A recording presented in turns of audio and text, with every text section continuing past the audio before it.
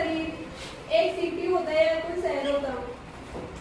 अपना जो बॉडी है ना, ह्यूमन बॉडी, अगर ये कोई सिटी होता है या शहर होता तो उसमें उसके अलग अलग गली, उसके जो नुक्कड़ है या फिर जो भी मतलब उसके कारखाने, वहाँ तक ऑक्सीजन खाना वगैरह कौन पहुँच जाता होगा। या फिर जैसे कोई टूट हो जाए अपने शरीर में तो उसकी रिपेयरिंग कौन करता होगा। या फिर जैसे कुछ चोर वगैरह आ जाए, चोरी वगैरह करने लग जाए तो फिर उसकी मतलब उससे रक्षा कौन करता है। क्या कोई पुलिस फोर्स है अपने शरीर में ऐसी, या फिर कुछ मतलब एम्बुलेंस वगैरह या वर्कर्स वगैरह है।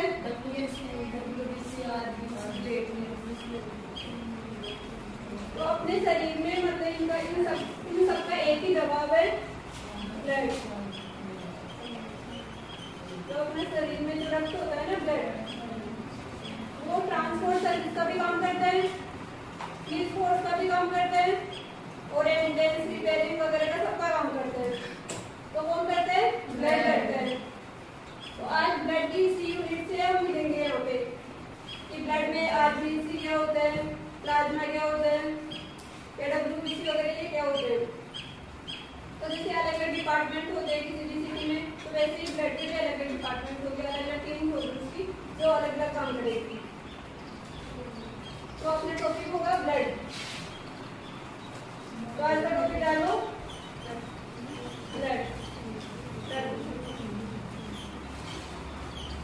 आज इस लेक्चर में ब्लड पढ़ेंगे, नेक्स्ट वाले में ब्लड ग्रुप पढ़ेंगे।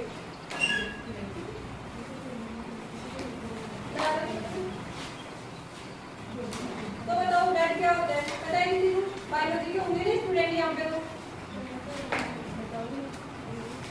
बायोलॉजी के स्टूडेंट बताओ ब्लड क्या होता है। रक्त तो है, तो ट्रांसलेट है हिंदी में, होता क्या है,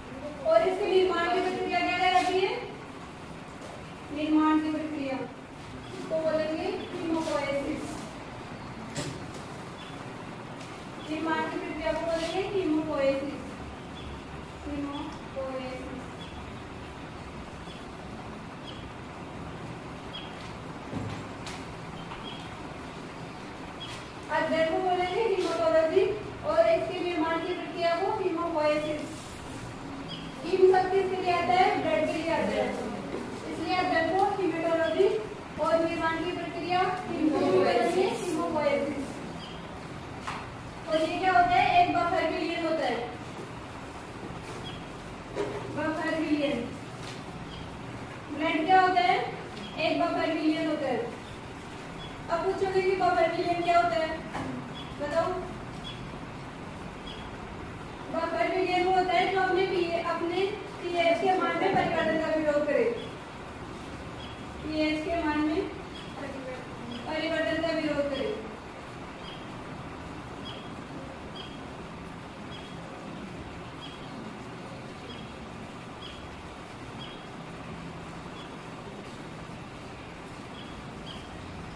तो ब्लड क्या होता है? बफर विलियन होता है जो अपने पीएच के मान में परिवर्तन का विरोध करता है, उसे बोलते हैं बफर विलियन। और इसका पीएच कितना होता है? 7.4। पीएच कितना होता है? 7.4। 7 क्या होता है? 7 से नीचे हो तो अम्लीय प्रकृति का होता है, और 7 से ऊपर हो तो क्षारीय प्रकृति का। तो ये कैसा है? हल्का क्षारीय, हल्का क्षारीय प्रकृति। कैसी है इसकी? हल्का क्षारीय।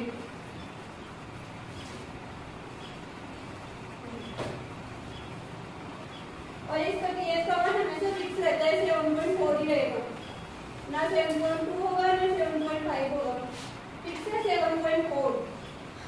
ये बफर विलियन है, अपने पीएच के मान में परिवर्तन का विरोध करता है। तो इसका पीएच है 7.4 और इसकी प्रकृति है हल्का क्षारीय। और एक स्वस्थ मनुष्य में ब्लड की मात्रा कितनी होती है?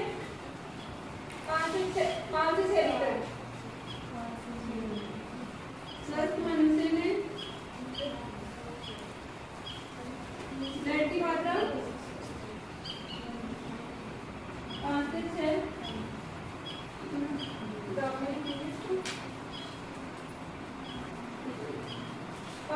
लीटर।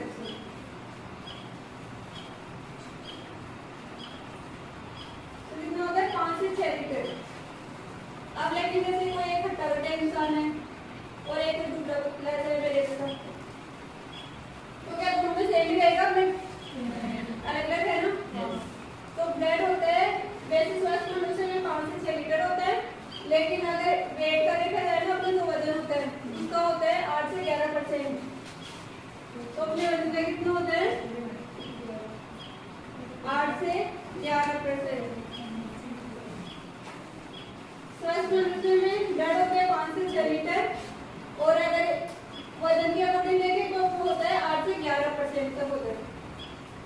जैसे मान लो अगर किसी का वेट 100 है, 100 देती है कोई किसी का वेट, उसमें ब्लड की मात्रा कितनी होगी? जैसे 8, अगर 8% है उसका, तो कितना आ जाएगा? 8%, 8/100, तो कितना? 8 लीटर हो जाएगा। 8% का मतलब हो गया, परसेंटेज को अगर चेंज करेंगे तो 8/100, और जितना वजन है मतलब 100 है ये तो 100 जाएगा, अगर 100 से 90 है तो ये यहाँ पे आ जाएगा 90। तो इसको सोल्व करके निकालेंगे 90 का कितना रहेगा, 7.2 आ जाएगा इसमें, 7.2 लीटर। ये वाला ताली। और इसका निर्माण कहाँ होता है? ब्लड का निर्माण कहाँ होता है? अस्थि मज्जा में। जो बोन मेरो होता है ना, वहां पे होता है अस्थि मज्जा। ब्लड का निर्माण अस्थि मज्जा में, बोन मेरो।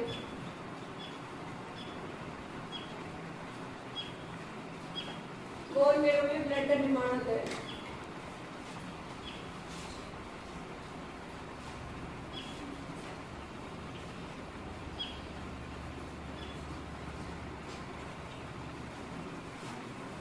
ब्लड क्या होगा? एक तरह से युद्धि उत्तक, इसे बोलते हैं लिक्विड कनेक्टिव टिश्यू, और इसके अध्ययन को बोलते हैं हीमेटोलॉजी, और निर्माण की प्रक्रिया हीमोपोएसिस कहलाती है।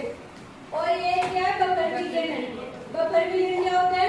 पीएच के मान में परिवर्तन का विरोध करेगा, और इसका पीएच होता है 7.4। 7.4 है तो क्या हो गया, हल्का सारी है। 7 से ज्यादा होने पे सारी प्रकृति, और इससे कम होगा तो अम्लीय प्रकृति। तो ये हो गया सारी प्रकृति का। और एक स्वस्थ मनुष्य में ब्लड कितना होता है, 5 से 6 लीटर। और वजन के अकॉर्डिंग कितना होगा, 8 से 11 केजी। और निर्माण कहाँ होता है इसका, 80 लीटर में जो अपना बोल ले रहा है वहाँ पे इसका निर्माण होता है। उतारिए ये वाला। और जो ब्लड का लिक्विड पार्ट होता है ना वो होता है प्लाज्मा। ब्लड का जो लिक्विड पार्ट होता है ना, जैसे ये ब्लड है, मान लो ये कोई सेल है, इसमें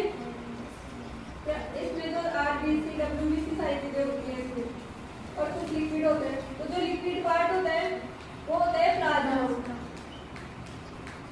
तो प्लाज्मा क्या हो गया, ब्लड का लिक्विड पार्ट।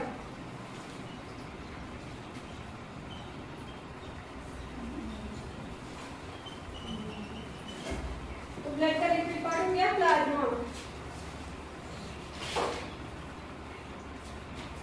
और ये प्लाज्मा क्या काम करता है, अपने शरीर का टेम्परेचर कंट्रोल करता है। टेम्परेचर कंट्रोल करता है, शरीर का तापमान बनाए रखता है। साथ में वाटर बैलेंस भी करता है, जलीय संतुलन। और शरीर से जो अपशिष्ट पदार्थ होते हैं उनको पानी बनाने का काम करता है।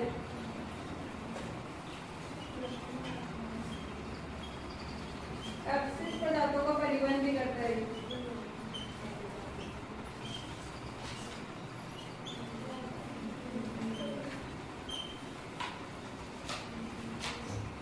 तो इसका लिक्विड पार्ट हो गया प्लाज्मा, इसे हो गया ये हो गया। और ये वाटर बैलेंस करता है, अपशिष्ट पदार्थों का परिवहन करता है, और जो अपने शरीर है उसका तापमान बनाए रखता है। जो अपना ब्लड है, रक्त है, शरीर में जो पोषक तत्व होते हैं, ऑक्सीजन होती है, अपशिष्ट पदार्थ होते हैं, उनके परिवहन का काम कौन करता है, ब्लड करता है। प्लाज्मा में रहता है, ब्लड तो प्लाज्मा का ही पार्ट है। अपने शरीर में ब्लड होता है, ब्लड का ही पार्ट है ये तो जो रक्त है अपने शरीर का, तो वो सारी चीजें सारे काम करते हैं अपने शरीर के। अपशिष्ट पदार्थों का परिवहन करते हैं, ऑक्सीजन की सप्लाई करता है, और वो भी काम होते हैं सारे वाटर बैलेंस वगैरह ये सारे ब्लड करता है। और प्लाज्मा क्या है, ब्लड का जो लिक्विड पार्ट होता है ना वो प्लाज्मा का रहता है। ब्लड मुख्य रूप से दो भागों से मिलकर बना होता है। ब्लड के दो पार्ट होते हैं, एक होता है प्लाज्मा और दूसरा होता है रक्त कणिका। ये ब्लड है, ब्लड के दो पार्ट होते हैं,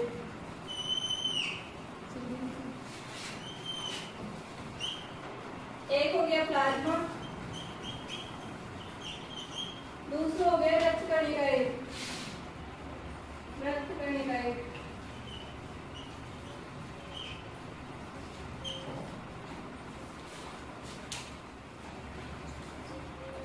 एक है प्लाज्मा, दूसरा है रक्त कणिका। तो जो प्लाज्मा होता है ये लिक्विड पार्ट होता है, और ये अपने शरीर में रक्त का 55% होता है।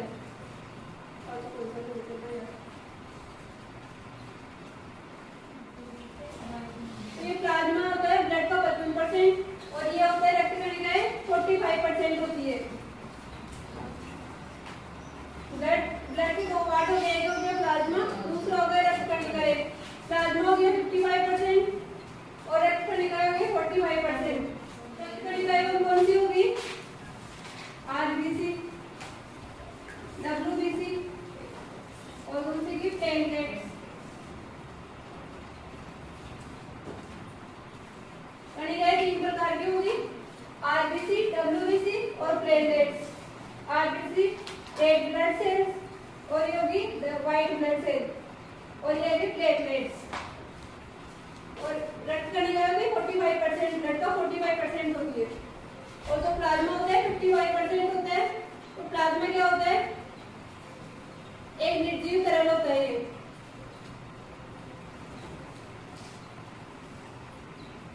निर्जीव तरल होता है। और और इसका कलर कैसा होता है? हल्का पीला।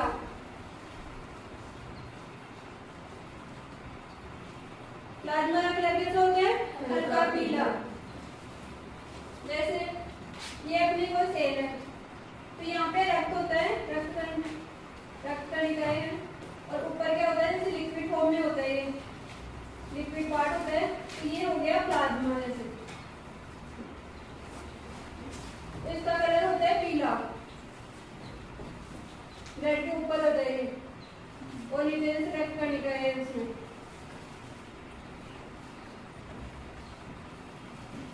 तो इसका कलर होता है पीला। और पीला कलर किसकी वजह से होता है? इसमें एक पिगमेंट होता है बिलिरुबिन। कौन सा होता है? बिलिरुबिन। एक बिलिरुबिन पिगमेंट होता है इसमें, जिसकी वजह से इसका कलर कैसा होता है? हल्का पीला। ये पिगमेंट होता है, पिगमेंट की वजह से इसमें कलर आता है हल्का पीला कलर। और प्लाज्मा क्या काम करता है? पदार्थों का परिवहन करता है, पदार्थों का परिवहन।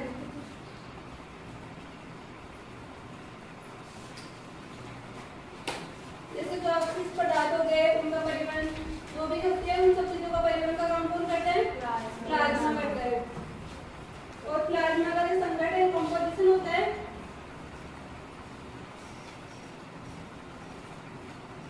इसका जो संगठन होता है,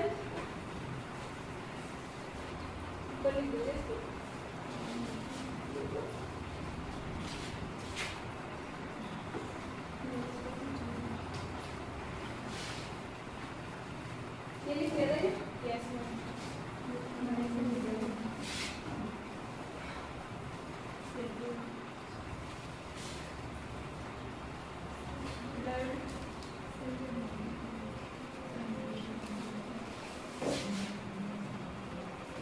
अब यहाँ पे लिख लो कि कौन सा पॉइंट है ये?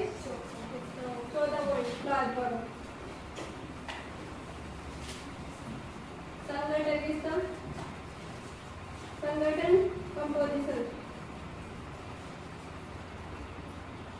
तो किन किन चीजों से मिलकर बना होता है प्लाज्मा? तो प्लाज्मा में क्या क्या होता है? इसमें होता है 90 to 92% जल होता है इसमें, 90 से 92% जल होता है प्लाज्मा में। और 7 से 8% क्या होता है? प्रोटीन। और 1% क्या होता है इसमें? जो बच गया ना सब कुछ, लवण, ग्लूकोज,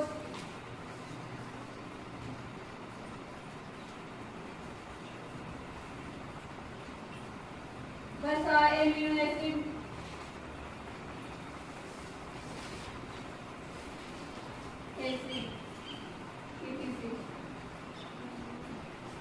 जो बाकी सब चीजें बचती है वो इसमें 1% में आएगा। तो प्लाज्मा में क्या क्या चीजें होती है? एक तो जल होता है, कितना होता है? 92% और 7 से 8% प्रोटीन होता है, और 1% बाकी जो चीजें बच गई, जैसे लवण हो गया, ग्लूकोज हो गया, वसा, एमिनो एसिड, ये सारे इसमें आते हैं 1%। इसको इस तरीके से लिख सकते हो याद रहने के लिए। जैसे ये 100% है, इसमें से ये हो गया 92%, ये हो गया 7 से 8%, और ये हो गया 1%। तो इसको लिख लो जल, ये लिख लो प्रोटीन, और ये हो गया अन्य, शेष जो बच गया वो। इस तरीके से लिख सकते हो ताकि याद रहने में आसानी रहे कि प्लाज्मा में कौन कौन सी चीजें होती है? जल होता है, प्रोटीन होता है, और बाकी उसके अलावा लवण हो गया, ग्लूकोज हो गया, वसा हो गया, सारी चीजें इसमें होती है। अब जो इसका जो प्रोटीन होता है, प्लाज्मा प्रोटीन, यहाँ से वैसे पूछते हैं, तो ये प्लाज्मा प्रोटीन कितने टाइप का होता है वो देखते हैं। तो प्लाज्मा में क्या क्या चीजें आ रही? एक तो ये 65% होगा, पहला क्या है? निर्जीव तरल होता है, दूसरा हल्का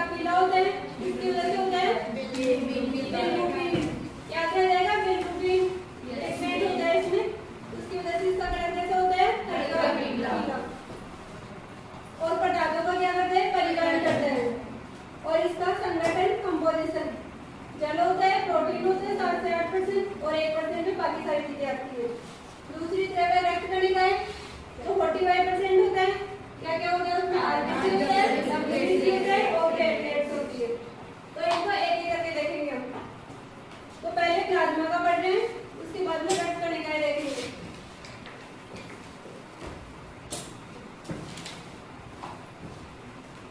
अब जो प्लाज्मा प्रोटीन है वो कितने टाइप का होता है? जो प्रोटीन होता है 7 से 8% प्लाज्मा में, वो कितने टाइप का होता है? कौन कौन सा प्रोटीन होता है? यहाँ से एक क्वेश्चन पक्का है, ये हर बार पूछते हैं यहाँ से। तो प्लाज्मा प्रोटीन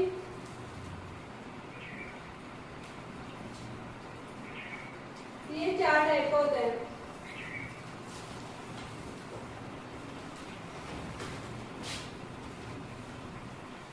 पहले एल्बुमिन,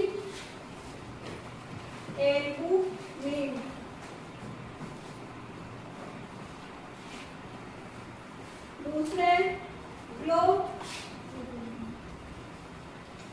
ग्लोबुलिन।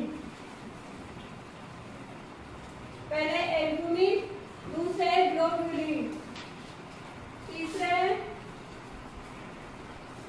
ट्राइबिनोजन,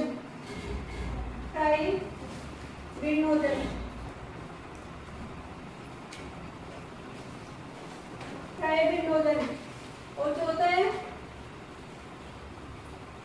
प्रोथ्रोम्बिन।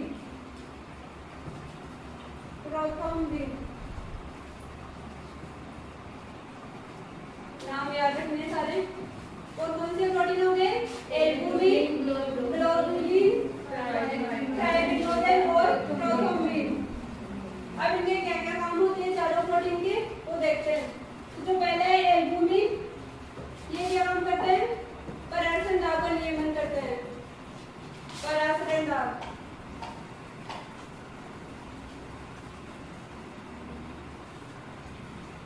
नियमन। ऑस्मोटिक जो प्रेशर होता है उसको रेगुलेट करता है।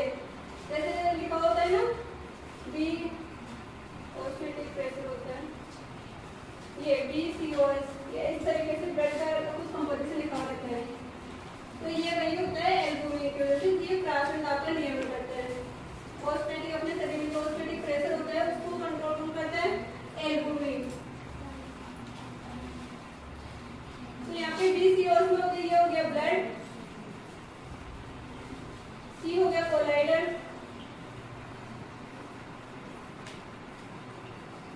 O हो गया ऑस्मोटिक,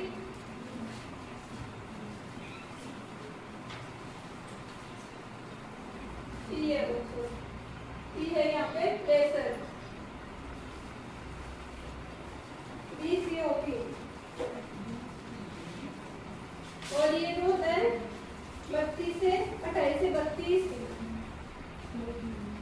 mmHg। जो प्रेशर होता है ऑस्मोटिक प्रेशर 28 से 32 mmHg होता है। ये इसकी यूनिट है mmHg, इसको नापते हैं। तो एल्बुमिन क्या करता है? परागण दाब का नियमन करता है। और परागण दाब कितना होता है? 28 से 32 mmHg। और जो दूसरा है इसको यहाँ पे लिख दूँ 28 से 32। और दूसरा है ग्लोबुलिन। ये क्या काम करते हैं? एंटीबॉडी बनाने का काम करते हैं। अपने शरीर में जो एंटीबॉडी होती है उसका निर्माण कौन करता है? ग्लोबुलिन। अपना इम्यूनिटी स्ट्रॉन्ग करेगा। ये तो रोगाणु से लड़ने की क्षमता कौन जनरेट करेगा? ग्लोबुलिन। यहाँ से याद रखना है ग्लो, चेहरे पे ग्लो किसकी वजह से आता है? ग्लोबुलिन। जब एंटीबॉडी से रक्षा करेगा तभी ग्लो आएगा। तो इसको याद रखना है ग्लोबुलिन। ये एंटीबॉडी का निर्माण करते हैं।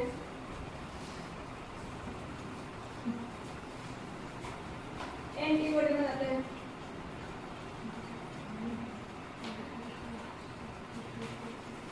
क्या इसके लिए इम्यूनिटी बढ़ाते हैं अपनी।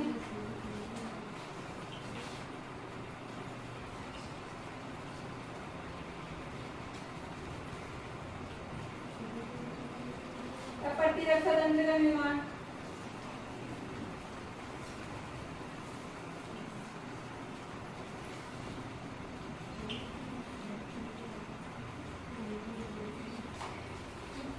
ग्लोबुलिन क्या काम करते हैं?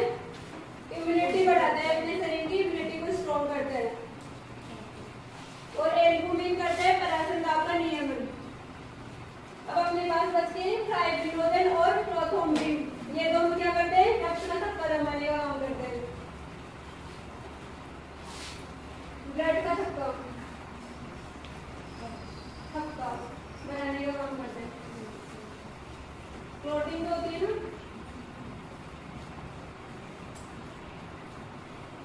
अगर ब्लड का थक्का न जमे तो क्या होगा? खून बहता रहेगा। अगर कहीं चोट लगी और ब्लड का थक्का नहीं बनता ना, तो वहाँ पे खून बहता ही रहता है, इंसान की मौत हो जाती है। और तो ये दोनों जो फाइब्रिनोजेन और प्रोथ्रोम्बिन होता है, ये दोनों क्या करते हैं? ब्लड का थक्का जमाने का काम करते हैं। तो थोड़ी जैसे हमें चोट लग गई, उसकी थोड़ी देर बाद में क्या होता है? ब्लड बंद हो जाता है। किसकी वजह से होता है? इनकी वजह से, क्योंकि ये ब्लड का थक्का बना देते हैं वहाँ पे। तो अपने पास कौन कौन से हो गए? प्लाज्मा प्रोटीन कौन कौन से हो गए? एल्बुमिन,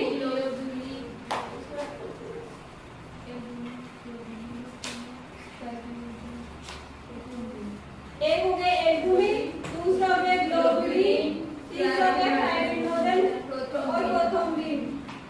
एल्बुमिन क्या काम करते हैं? पराशर दाब कितना होता है? 28 से 32 और दूसरे ग्लोबुलिन ये क्या काम करते हैं? एंटीबॉडी प्रतिरक्षा, इसको हिंदी में बोलते हैं प्रतिरक्षा तंत्र का निर्माण या इम्यूनिटी बढ़ाने, एंटीबॉडी, ये तीनों एक ही काम है। और दूसरा तीसरा और फोर्थ कौन सा है? फाइब्रिनोजेन और प्रोथ्रोम्बिन, ये क्या काम करते हैं? रक्त का थक्का बनाने के। अब देखो ब्लड में सर्वाधिक प्रोटीन कौन सा होता है? एल्बुमिन। ब्लड में सर्वाधिक प्रोटीन एल्बुमिन होता है। नया पॉइंट डाल के इसी में लिखो, स्टार डाल करके, ब्लड में सर्वाधिक प्रोटीन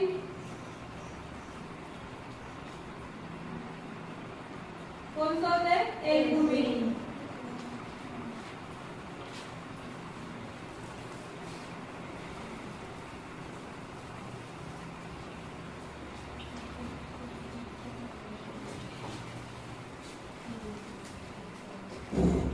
सबसे हो गया एल्बुमिन।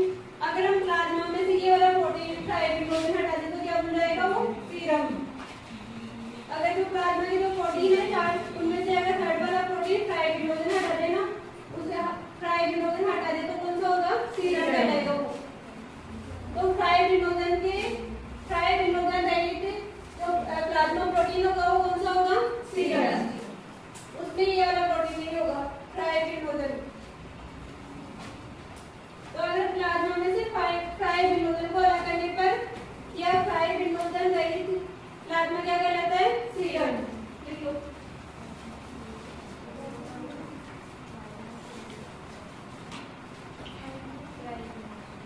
फाइब्रिनोजेन रहित प्लाज्मा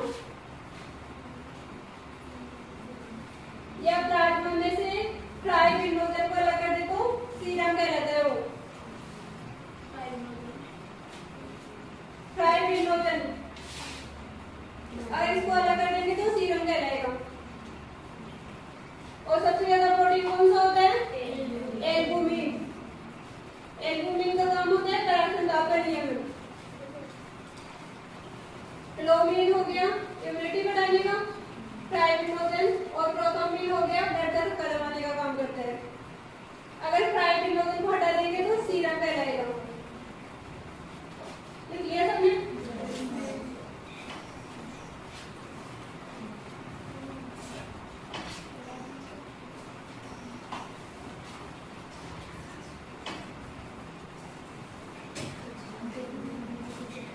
अब है प्रतिस्कंद। प्रतिस्कंद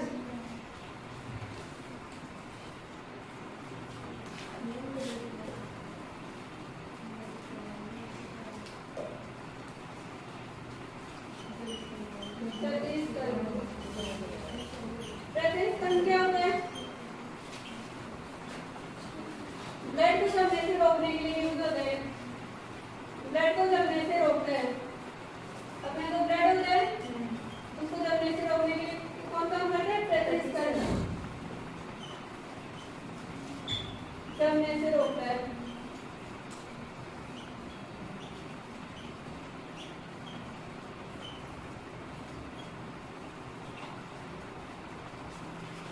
सर्दियों में क्या होगा? अपना ब्लड जम जाएगा।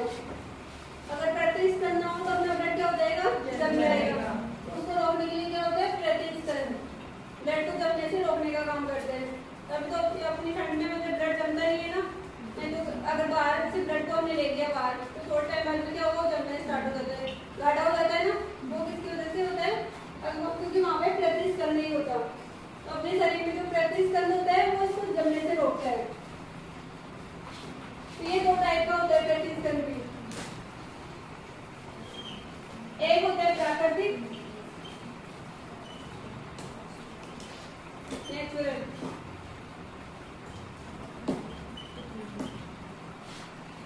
दूसरा होता है आर्टिफिशियल कृत्रिम।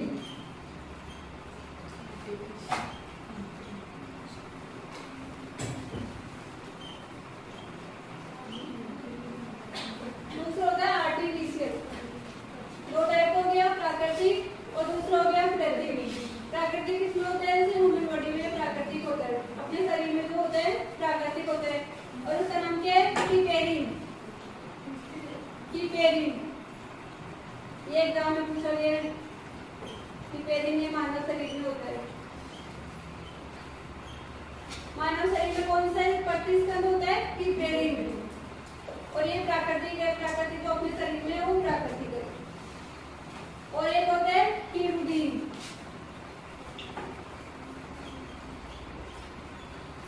जो में होता है हीरोडीन।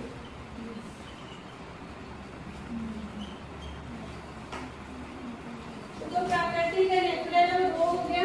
एक तो हीपेरिन, मानव शरीर में होता है हीपेरिन। दूसरा है हीरोडीन, ऐसे याद रख लेना हीरोडीन। वो होता है जोक में होता है। जो ये क्या होता है? जो वो है वो बच्चा अगर इंसान के वो रक्त प्रतिस्कंद बताया तो उपयोग किया जाता है। तो जोक को ये प्रतिस्कंद के लिए है ना। हीरोडीन होता है, जोक में होता है हीरोडीन। प्रतिस्कंद होता है जोक में। जोक में वो जीव है ना। हाँ जीव ही होता है, लेकिन किस टाइप का होता है वो मुझे पता नहीं है।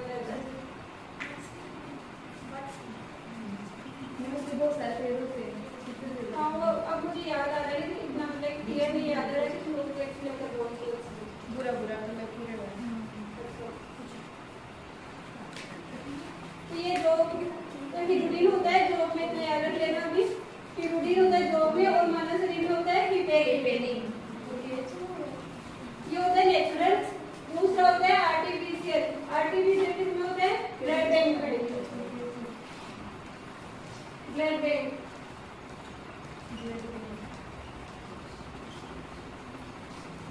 बैंक में हम रख देते हैं ना, तो वहाँ पे स्टोर करके रखते हैं ना। तो ब्लड बैंक में क्या होता है? आर्टिफिशियल हो गया। और ब्लड का भी एक मतलब कि ब्लड बैंक में हम ऐसे नहीं कि ब्लड को ऐसे ही रख देंगे, मतलब कि जो नॉर्मल टेम्परेचर है उसे एक पर्टिकुलर टेम्परेचर पे रखना पड़ता है। अगर जैसे ऐसे अगर हम रखेंगे ब्लड निकालेंगे किसी थैली में रखेंगे तो क्या होगा? थोड़ी देर में गाढ़ा हो जाएगा और वैसे भी खराब हो जाएगा। तो उसको एक पर्टिकुलर टेम्परेचर पे रखना पड़ता है। वो टेम्परेचर कितना है? 4.4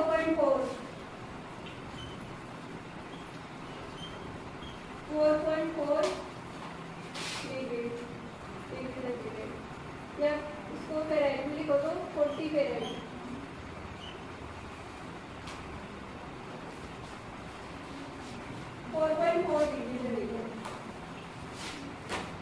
एक इस टेम्परेचर पे इसको ब्लड बैंक में इस टेम्परेचर पे रखते हैं। और इसको मिनिमम कितने दिन तक स्टोर कर सकते हैं? मिनिमम है 21 दिन और मैक्सिमम है 42 दिन तक। तो कितने दिन तक इसको स्टोर कर सकते हैं? 21 से 42 दिन तक। मैक्सिमम 42 दिन तक इसको स्टोर करके रख सकते हैं। अगर कोई ब्लड दान करता है ना, जैसे ब्लड डोनेट कर दिया ब्लड बैंक में रहेगा तो वो 42 दिन तक ही मतलब सुरक्षित रहेगा। उसके बाद उसको किसी को चलाना पड़ेगा, नहीं तो वो खराब हो जाएगा, मतलब कुछ यूज नहीं होगा उसका। तो हम मैक्सिमम 42 दिन तक उसको स्टोर कर वो टेम्परेचर होता है 4.4 डिग्री सेंटीग्रेड। और ब्लड बैंक में ब्लड बैंक में क्या होता है, इसको गलने से रोकने के लिए हमें क्या करना पड़ेगा, प्रतिस्थल मिलाना पड़ेगा इसमें, नहीं तो ये जम जाएगा। 4.4 डिग्री है तो इतने कम टेम्परेचर पे क्या होगा, बर्फ बन जाएगा, बर्फ तो इसमें ब्लड बन जाएगा। तो हमें कुछ प्रतिस्थल मिलाना पड़ेगा। कौन सी प्रतिस्थल होते हैं इसमें, 4 टाइप के होते हैं, वैसे बहुत सारे होते हैं लेकिन मेनली 4 टाइप के हम यूज करते हैं। एक है EDTA प्रतिस्थल,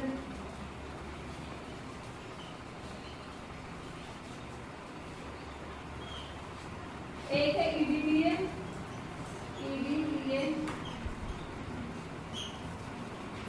इथेनॉल करके कुछ इसका फुल फॉर्म है, लेकिन EDTA याद रखिए। दूसरा सोडियम सिट्रेट,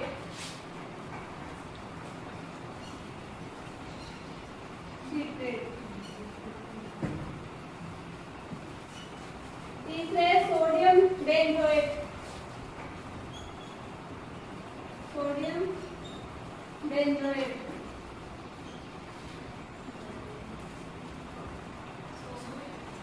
बेंजोएट। और फोर्थ है सोडियम टेक्सटेट, सोडियम टेक्सटेट।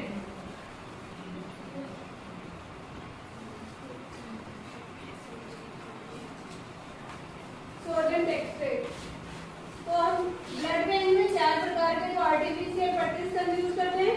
एक है EDTA, दूसरा है सोडियम सिट्रेट, तीसरा है सोडियम बेंजोएट और फोर्थ है सोडियम टेक्सटेट। चारों के सोडियम टेक्सटेट। एग्जाम में कौन सा पूछा गया है, सोडियम सिट्रेट, ये वाला सेकंड ग्रेड एग्जाम में पूछा गया है सोडियम सिट्रेट कि ब्लड बैंक में ब्लड को जमने से रोकने के लिए कौन सा प्रतिस्थल यूज करते हैं, सोडियम सिट्रेट। ये वाला एग्जाम आया हुआ है तो तुम याद रख लेना चारों, EDTA, sodium citrate, sodium benzoate और सोडियम टेक्सटेट। चारों में से कौन सा भी पूछ सकते हैं।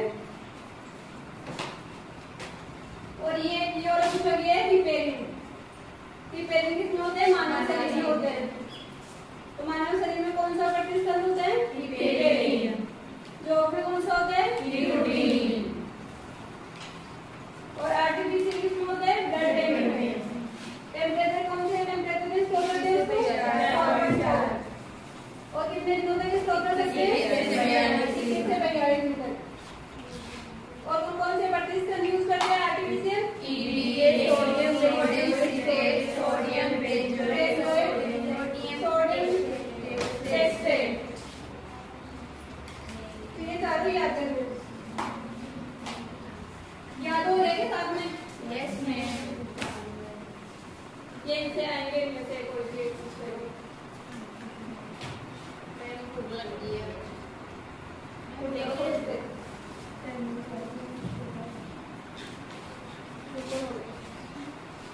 अब एक दो में लिखो इसके एग्जाम में किस तरीके से पूछे गए।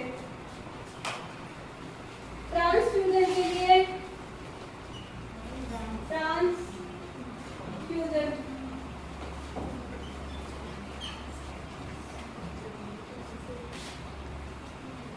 ट्रांसफ्यूजन के लिए रक्त कितने दिन तक संग्रहित किया जा सकता है,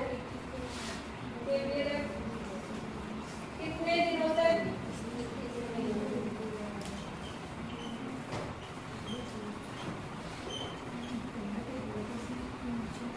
संग्रहित किया जा सकता है।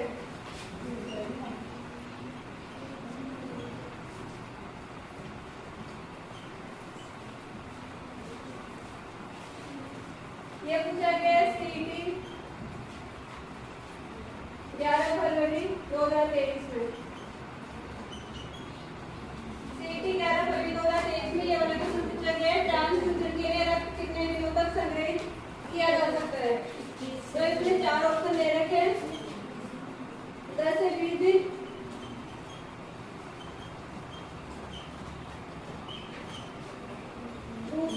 35 से 45 दिन तक,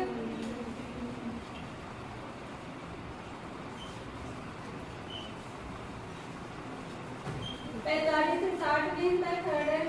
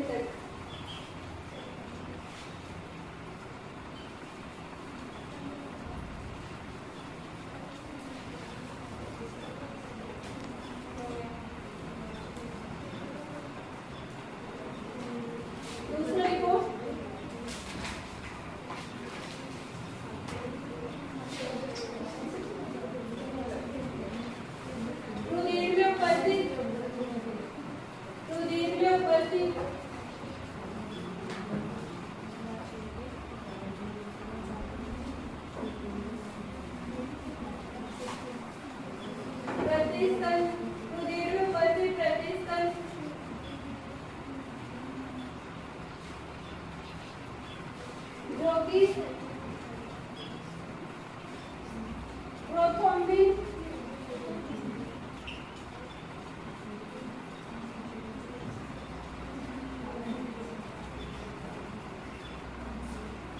प्रोथ्रोम्बिन के सक्रियण को रोकता है।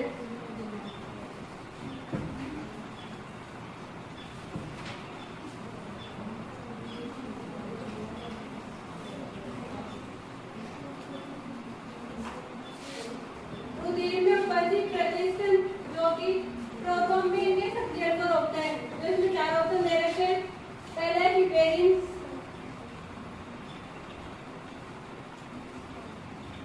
दूसरे ट्राइबिन,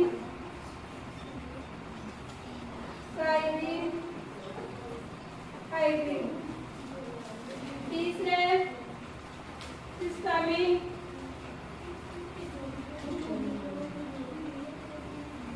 चौथा है साइटोकाइन।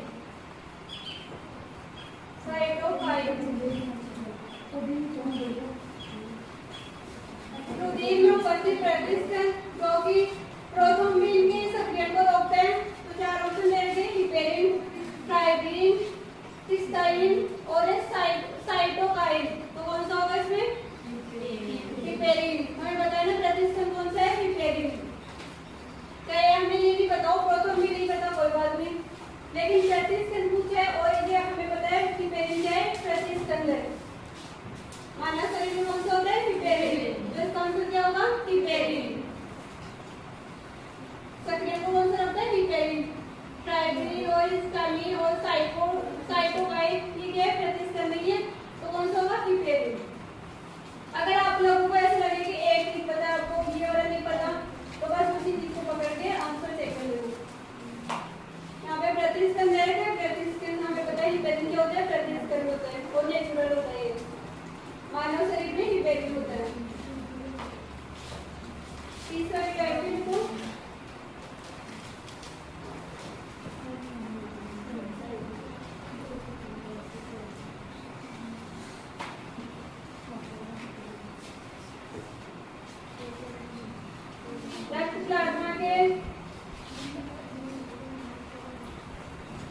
रक्त प्लाज्मा के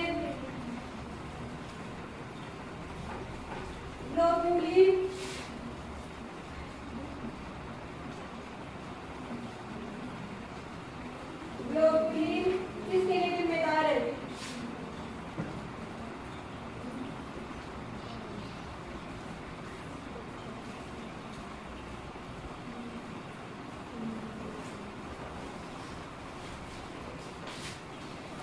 रक्त प्लाज्मा के ग्लोबुलिन किसके लिए जिम्मेदार है? इसमें चार ऑप्शन है। रक्त के थक्के रखने के लिए रक्त के थक्के, प्रतिरक्षा तंत्र,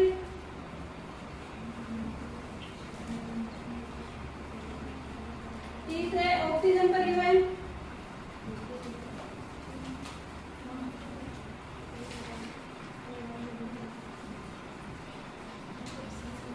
चौथा है परासरण संतुलन।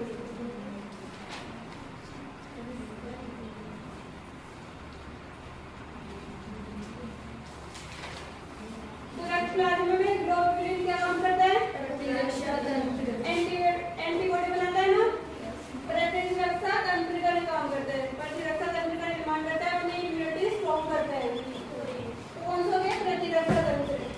आंसर हो गया बी।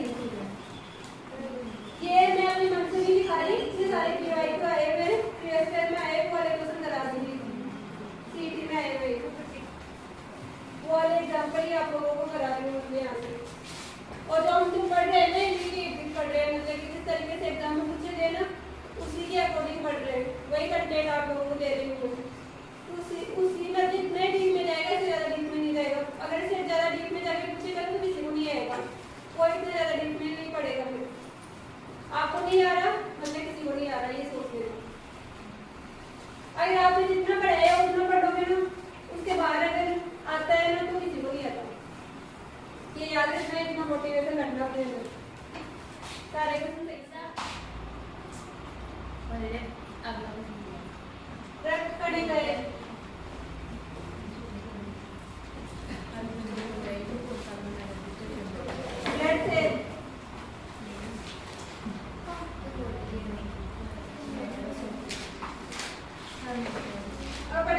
से रक्त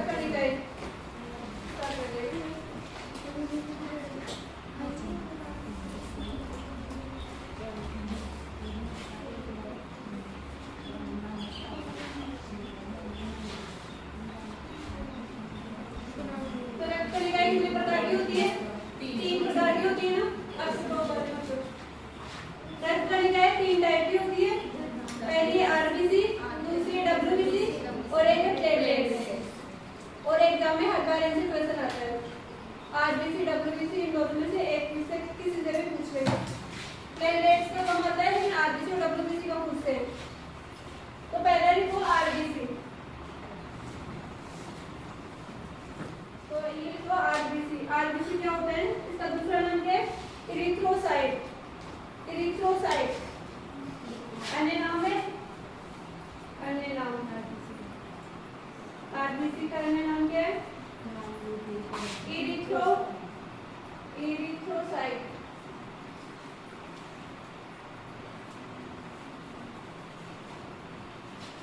आरबीसी का दूसरा नाम क्या है? इरिथ्रोसाइट। तो इरिथ्रोसाइट के नाम से भी पूछ लेते हैं।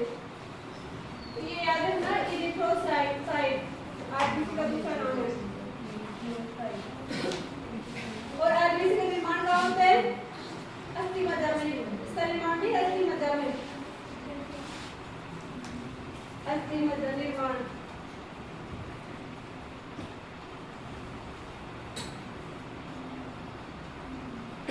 अस्थि मज्जा बोन मेरो में होता है। इसका निर्माण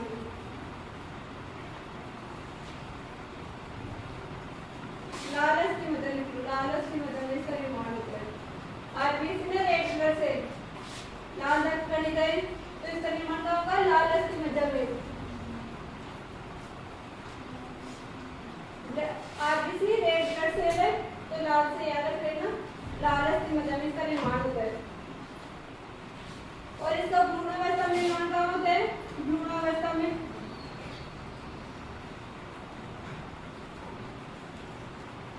भ्रूणावस्था में निर्माण,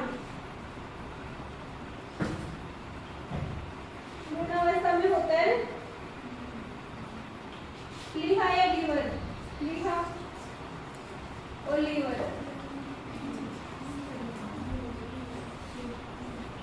भ्रूणावस्था में क्या निर्माण होता है? प्लीहा और लीवर। प्लीहा इस टाइप से होता है ना,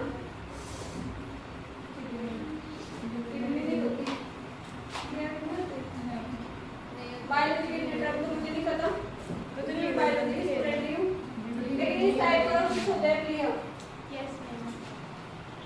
तो भ्रूणावस्था में क्या निर्माण होता है? प्लीहा या लीवर में। और इसका जीवन काल कितना होता है? तो आरबीसी होती है, उसका जीवन काल होता है 120 दिन। जीवन काल आरबीसी का जीवन काल कितना होता है? 120 दिन। एक काम में आरबीसी के बारे में क्या क्या चीजें पूछ सकते हैं वो चीजें यहाँ पे बता रहे हैं। लंबा थोड़ा भाषण नहीं दे रही इसमें, तो इम्पोर्टेंट है, तो अपने काम की चीजें कॉल करा रही हूँ। तो इसका जीवन काल होता है 120 दिन का। और जब ये आरबीसी वृद्धावस्था में हो जाती है, फिर बेकार हो जाती है, तब इसका ये काम जाके इसका जो कब्रिस्तान होता है ना, वो होता है प्लीहा को बोलते हैं। यहाँ जाके स्टोर हो जाती है। फिर जब ये वृद्ध हो जाती है ना, बिना काम की, मतलब कोई काम की नहीं रहती, तब ये प्लीहा में स्टोर होती है। तो इसका कब्रिस्तान किसको बोलते हैं? प्लीहा को।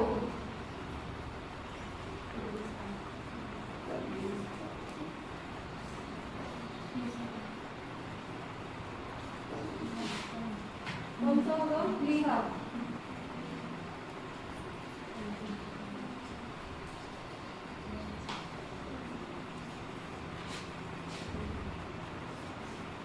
और इसकी संख्या कितनी होती है? संख्या पुरुष और महिला में क्या होती है? अलग अलग होती है इसकी। तो पुरुष में कितनी होती है? 55 लाख। और महिला में कितनी होती है? 45 लाख। आरबीसी की संख्या लाखों में होती है।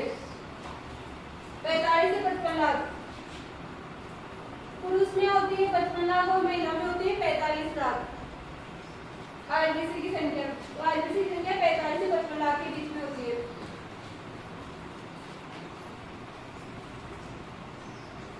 और आरबीसी में क्या केंद्रक नहीं पाया जाता, इसमें केंद्रक नहीं पाया जाता। आरबीसी में केंद्रक नहीं पाया जाता। आरबीसी कैसी होती है, इस टाइप से होती है, जैसे गोल इस टाइप से। इसमें क्या होता है, बीच में केंद्रक नहीं पाया जाता, क्यों नहीं पाया जाता। आरबीसी का काम क्या होता है, ऑक्सीजन को अपने फेफड़ों से ऑक्सीजन लेके उसको शरीर के सारे जो भी अंग होते हैं वहां तक पहुंचाना। तो जैसे अगर केंद्रक होगा इसमें तो क्या होगा, कम ऑक्सीजन स्टोर होगी, क्योंकि जो बीच का पार्ट है वो केंद्रक ले लेगा। तो जो ऑक्सीजन स्टोर करके जैसे फेफड़ों से ऑक्सीजन स्टोर करेगा और फिर शरीर के जो बाकी अंग है ना वहां तक पहुंचाएगा। तो अगर केंद्रक होगा तो कम ऑक्सीजन स्टोर करेगा, इसलिए इसमें केंद्रक नहीं पाया जाता, क्योंकि ऑक्सीजन का परिवहन का काम करता है। तो अगर केंद्रक नहीं होगा तो ज्यादा ऑक्सीजन स्टोर करके लेके जाएगा। तो इसमें आरबीसी में केंद्रक नहीं पाया जाता। लेकिन जब छोटी होती है ना, तो स्टार्टिंग में तब केंद्रक होता है, लेकिन जैसे जैसे ये बड़ी होती जाती है केंद्रक लुप्त हो जाता है इसमें से। तो आरबीसी में अगर पूछ ले केंद्रक पाया जाता है नहीं पाया जाता, तो केंद्रक नहीं पाया जाता, क्योंकि आजकल जो क्वेश्चन आ रहे हैं वो स्टेटमेंट बेसिस आ रहे हैं। 4-5 स्टेटमेंट दे देंगे, इनमें से कौन से सही है कौन से गलत है। तो इस टाइप में कुछ भी इसमें से दे सकता है और पूछ लेगा कि कितने स्टेटमेंट सही है कितने गलत है इसमें से। तो आपको ये सारे याद रखने हैं इसके। तो आरबीसी में केंद्रक नहीं पाया जाता। और इसका अपवाद लिख लो, अपवाद पूछ लेते हैं। एक को ऊंट में और एक लामा, इन दोनों में केंद्रक पाया जाता है आरबीसी में। ऊंट और एक लामा, लामा को लड़को लामा ये सर्च कर लेते ताकि लामा क्या होता है। तो इसके अपवाद है ऊंट और लामा। केंद्रक जनरली केंद्रक नहीं होता, लेकिन जो ऊंट और लामा है इसमें केंद्रक पाया जाता है। तो अपवाद याद रखने इसका ऊंट और लामा।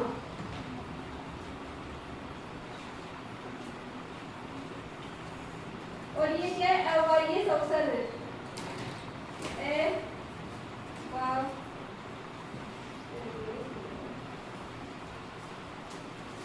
अवायवीय श्वसन, श्वसन क्या होता है, पिछली बार बताया था ना मैंने। श्वसन क्या है, भौतिक क्रिया है रासायनिक, रासायनिक और सांस लेना भौतिक क्रिया। तो श्वसन इसमें कौन सा अवायवीय श्वसन होता है।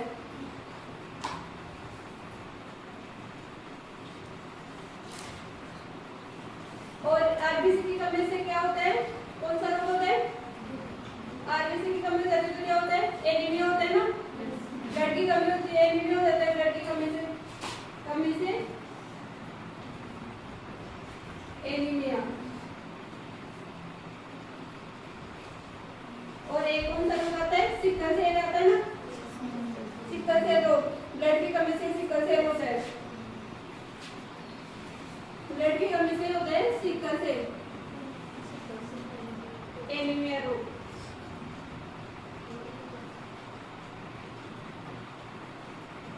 सिकल सेल ब्लड की कमी से सिकल सेल एनीमिया रोग होता है। इसमें क्या होता है, जो आरबीसी होती है ना, जैसे इस टाइप की होती है, वो हस्तियाकार हो जाती है। आरबीसी की शेप कैसी हो जाती है, हस्तियाकार।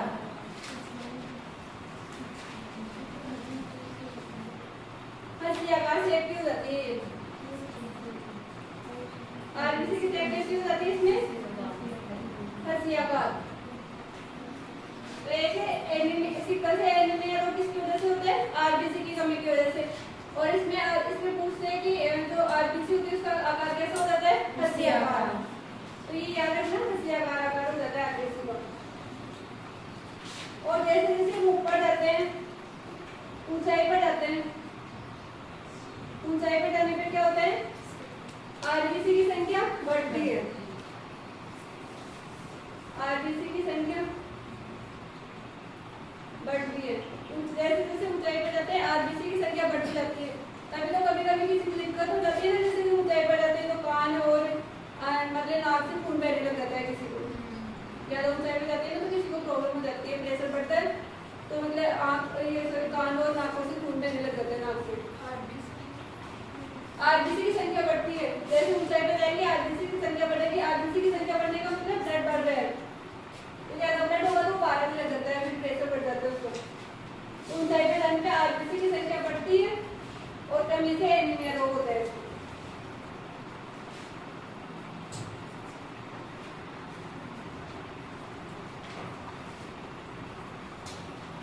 और इस प्रोसेस को क्या बोलते हैं? जैसे ऊंचाई पे जाने पे आरबीसी की संख्या बढ़ती है, उस प्रोसेस को बोलते हैं, प्रोसेस लिख लो, पॉलीसाइथीमिया। पॉलीसाइथीमिया।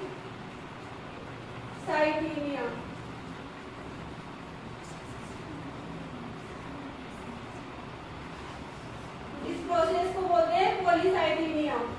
ऊंचाई पे जाने पे आरबीसी की संख्या बढ़ती है और इस प्रोसेस को बोलते हैं पॉलीसाइथीमिया। पॉलीसाइथीमिया। और एक है आरबीसी का सिकोकेट ऐसे रूप में जमा हो जाना, इस तरीके से आरबीसी जब इस तरीके से जमा हो जाती है इसको बोलते हैं रोलेक्स। आरबीसी का सिकोकेट ऐसे रूप में जमा हो जाना, लिख लो यहाँ पे, सिकोकेट ऐसे रूप में जमा हो जाना।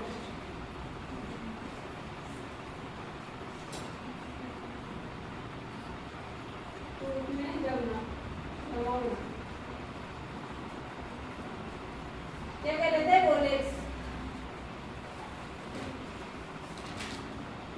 आरबीसी का सिकोकेट ऐसे रूप में जमा होना, रोलेक्स, इस तरीके से।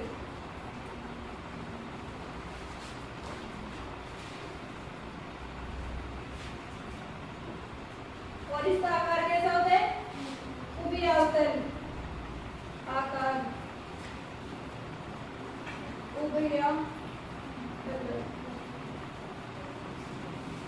अवतल और उत्तल दोनों होते हैं इसमें।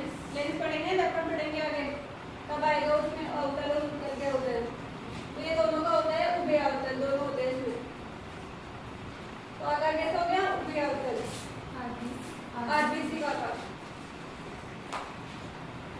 और इसमें कौन सी धातु होती है?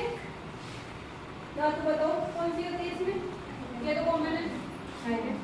आयरन आयरन होती है धातु कौन सी? Iron Fe। और इस आयरन की वजह से इसका कलर कैसा होता है? लाल, कलर लाल।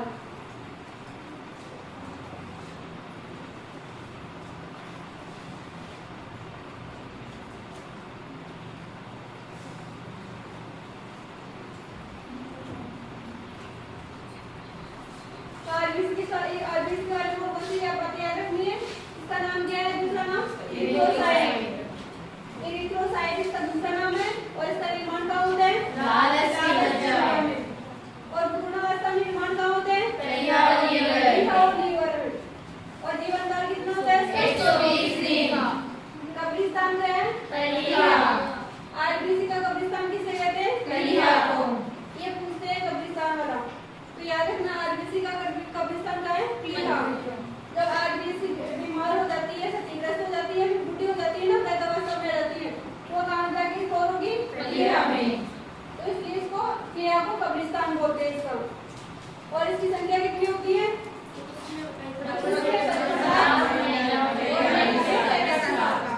जनरली पूछे तो कितनी होती है? 45 से 50। और इसमें केंद्र पाया जाता है कि नहीं पाया जाता? नहीं पाया जाता। और इसके अपवाद तुम कौन से हैं? और केंद्र क्यों नहीं पाया जाता? हाँ, और आरबीसी का काम क्या है? ऑक्सीजन को फेफड़ों से पूरे शरीर के पूरे अंगों तक पहुंचाना। तो अगर केंद्र होगा तो ये कम ऑक्सीजन स्टोर कर पाएगी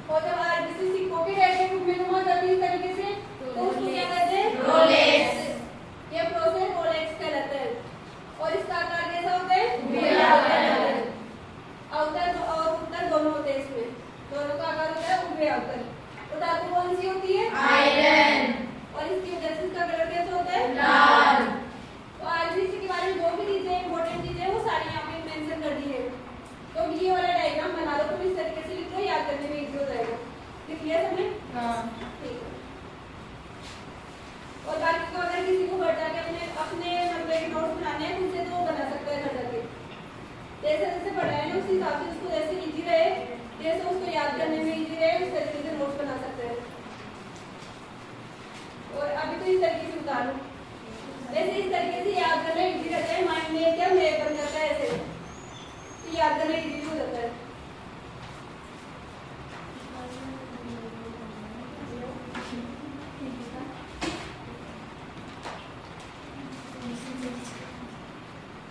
ये हटा दूँ?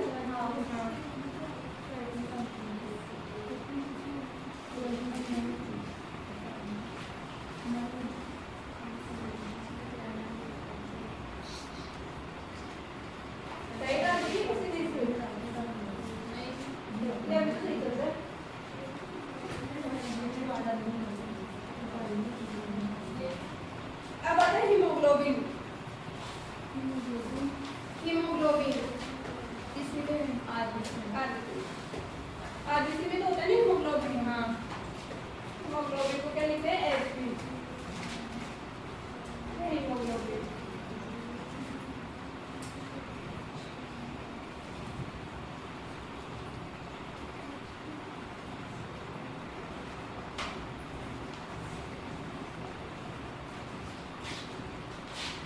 ये हीमोग्लोबिन को क्या लेते हैं? एचबी। हीमोग्लोबिन में क्या होता है? एक तो दो वर्ड से मिलकर बनता है, एक तो हिम प्लस ग्लोबिन। हिम किसको रिप्रेजेंट करता है? यहाँ पे रक्त को रिप्रेजेंट करता है ना। हिम किसके लिए? रक्त के लिए, ब्लड के लिए यूज करते हैं। ब्लड में कौन सा होता है? आयरन। तो हिम यहाँ रिप्रेजेंट करेगा आयरन को। और जो ग्लोबिन है ठीक है, प्रोटीन। वो तो ना ग्लोबिन कौन सा प्रोटीन था? ग्लोबुलिन।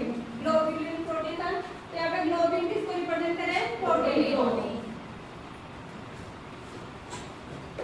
तो हीमोग्लोबिन दो वर्ड से मिलकर बनता है, एक तो हिम, दूसरा है ग्लोबिन। हिम का मतलब है आयरन और ग्लोबिन का मतलब है प्रोटीन। तो हीमोग्लोबिन हो गया और प्रोटीन जिसमें आयरन होता है, जिसके साथ आयरन जुड़ा होता है, जिस प्रोटीन के साथ आयरन जुड़ा होता है वो कौन सा हो गया? हीमोग्लोबिन। और इसकी मात्रा कितनी होती है? इसकी मात्रा भी पुरुष और महिला दोनों में अलग अलग होती है। पुरुष में कितना होता है हीमोग्लोबिन?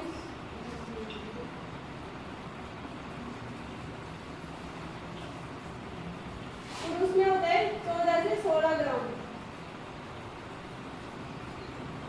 100 ml। 100 ml में 16 ग्राम, 14 से 16 ग्राम होता है पुरुष में। और महिला में होते हैं 12 से 14 ग्राम।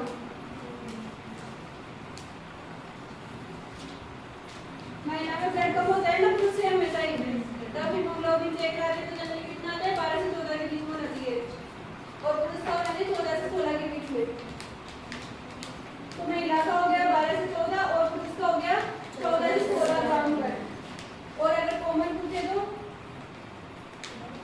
पुरुष महिला ने दे रखे तो 12 से 16 ग्राम पर 100 ml। 100 ml में कितना होता है हीमोग्लोबिन? 12 से 16 ग्राम होता है। जो 100 ml ब्लड होता है उसमें हीमोग्लोबिन कितना होता है? 12 से 16 ग्राम। तो जनरली दोनों में पूछे तो अगर दोनों का अलग दे रखा हो तो महिला का 12 से 14, पुरुष का होता है 14 से 16। याद रखना महिला में कम होता है, पुरुष में ज्यादा होता है। और एक हीमोग्लोबिन अपने साथ कितने ऑक्सीजन लेके जाते हैं? 4 ऑक्सीजन। एक जो हीमोग्लोबिन होता है अपने साथ 4 ऑक्सीजन लेके जाता है। आरबीसी में होता है ना हीमोग्लोबिन, और आरबीसी का काम क्या होता है? ऑक्सीजन को परिवहन करना। तो एक हीमोग्लोबिन 4 ऑक्सीजन लेके जाएगा। तो ये हीमोग्लोबिन है, तो ये अपने साथ 4 ऑक्सीजन लेके जाएगा यहाँ से। और तुम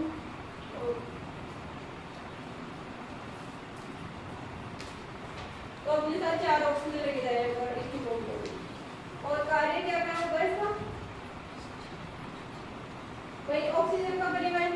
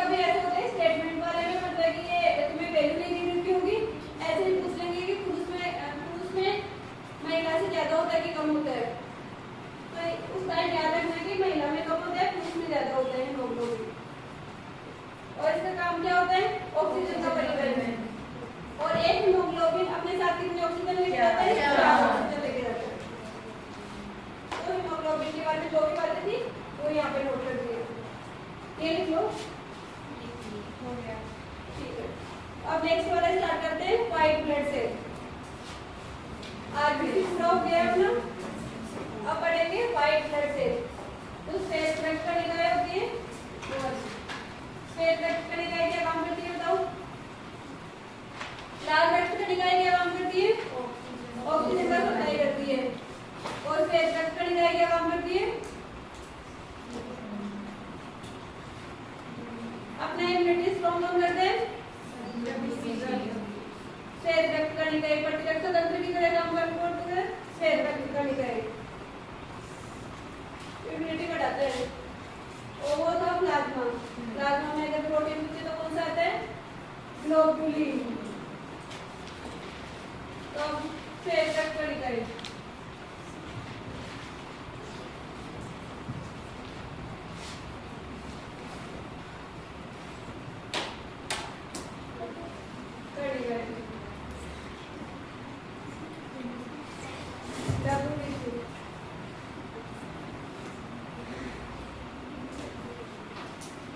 श्वेत रक्त कणिकाएं श्वेत रक्त कणिका का दूसरा नाम क्या है? ल्यूकोसाइट। ल्यूकोसाइट लिख दो अन्य नाम।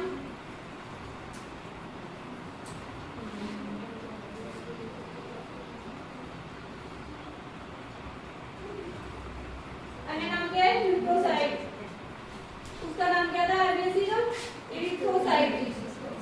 और इसका क्या नाम है? Leukocyte. WBC leukocyte, RBC erythrocyte. और इसका निर्माण भी कहाँ होता है? अस्थि मज्जा में। अस्थि मज्जा बोन मेरो में भी इसका निर्माण बोन मेरो में होता है। अस्थि मज्जा और इसमें केंद्रक पाया जाता है। आरबीसी में क्या होता है ना? केंद्रक पाया जाता है। और जबकि इसमें केंद्रक पाया जाता है। केंद्रक हमेशा उपस्थित रहता है। और इसका काम क्या होता है? रोगाणु से रक्षा करती है ना ये। जो रोगाणु होते हैं ना उन्हें उनका भक्षण करती है, उनको खाती है। तो रोगाणु का भक्षण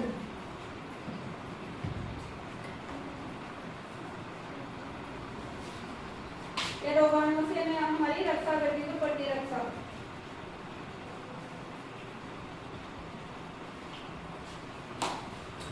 कार्य क्या करती है? रोगाणु का भक्षण। रोगाणु को खाती है। रोगाणु से हमारे शरीर की रक्षा करती है। तो इसलिए क्या बोलते हैं इसको? शरीर का सैनिक। क्या कहते हैं इसको? शरीर का सैनिक कहते हैं। तो अपने शरीर का सैनिक कौन है? डब्ल्यूबीसी। अपने शरीर का रक्षक कौन है? डब्ल्यूबीसी। तो और घुसते हैं ना अपने शरीर में, वही है रोगाणु। और उनको खाने का काम कौन करता है? डब्ल्यूबीसी। इसलिए ये अपने शरीर का सैनिक है। और इनकी संख्या कितनी होती है?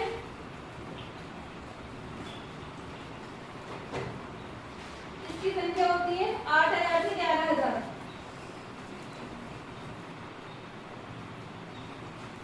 जबकि आरबीसी की संख्या क्या थी? लाखों में थी, 45 से 55 लाख। और जबकि डब्ल्यूबीसी कितनी होती है? हजारों में होती है, 8,000 से 11,000। इतनी कम होती है डब्ल्यूबीसी। आरबीसी बहुत ज्यादा होती है, डब्ल्यूबीसी बहुत कम होती है, 8,000 से 11,000।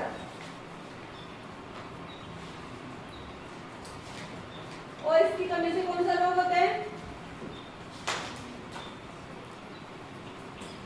जब आरबीसी की कमी हो जाती है ना, सॉरी डब्ल्यूबीसी की, तो अपना शरीर क्या इसका ऐसे सोचो, इसका काम क्या है? रोगाणु का भक्षण। तो आरबीसी की संख्या कम होती है, डब्ल्यूबीसी की संख्या कम हो जाएगी, तो अपनी रोगाणु से लड़ने की क्षमता कम हो जाएगी, अपनी इम्यूनिटी कम हो जाएगी। तो उस टाइम कौन सा होता है? एड्स। एड्स क्या है? एक रोग नहीं है, रोगों का समूह है। बहुत सारे रोग होते हैं इसमें। अभी तो इसकी पहचान नहीं हुई ना, अभी इसका इलाज नहीं है अभी एड्स का, क्योंकि हमें पता ही नहीं चला कि इसमें कौन कौन से रोग होते हैं। एक बहुत सारे रोगों का समूह होता है एड्स। तो जब डब्ल्यूबीसी की कमी हो जाती है शरीर में, तब अपना शरीर रोगाणु से लड़ने की क्षमता कम हो जाती है। तो उसकी वजह से एड्स हो जाता है। तो एड्स, डब्ल्यूबीसी की कमी से एड्स और आरबीसी की कमी से एनीमिया रोग।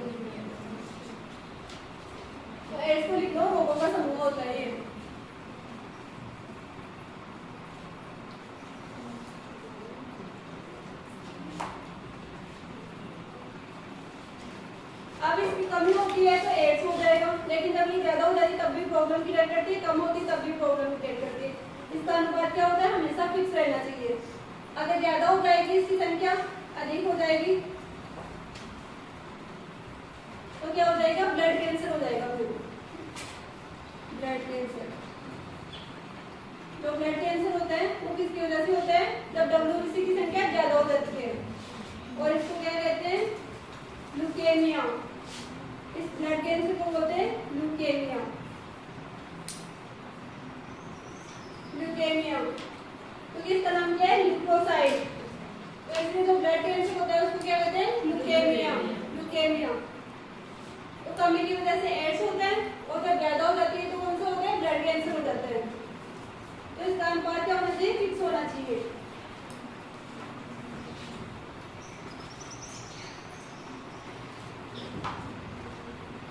ब्लड कैंसर क्या होता है, जैसे ज्यादा इसकी संख्या ज्यादा कम ही होने पर तो क्या रोगाणु से लड़ने की क्षमता कम हो जाएगी, तो हम जो भी रोग होगा उससे लड़ नहीं पाएंगे।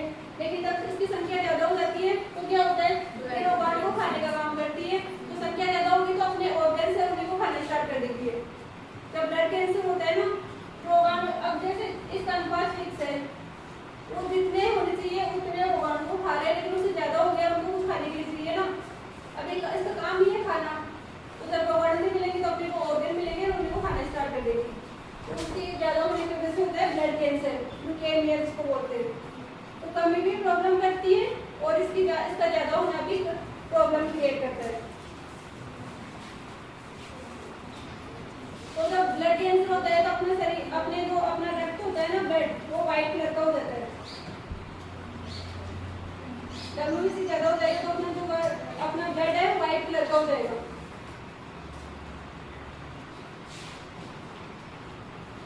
और जो आरबीसी और डब्ल्यूबीसी, इन दोनों का अनुपात क्या होता है, फिक्स होता है हमेशा। 600 आरबीसी के ऊपर 1 डब्ल्यूबीसी होता है।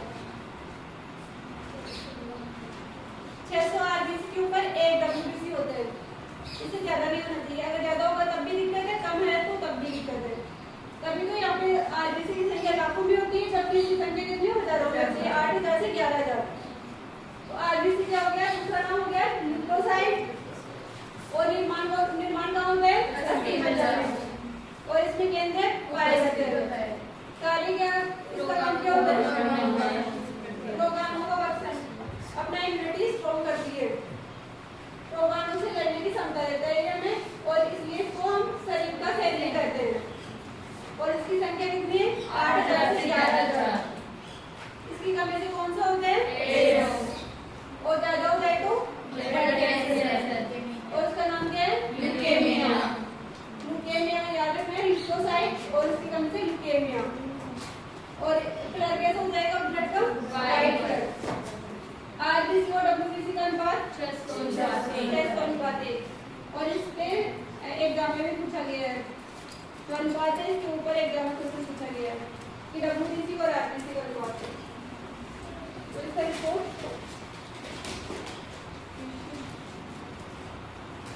वैसे लिख लो।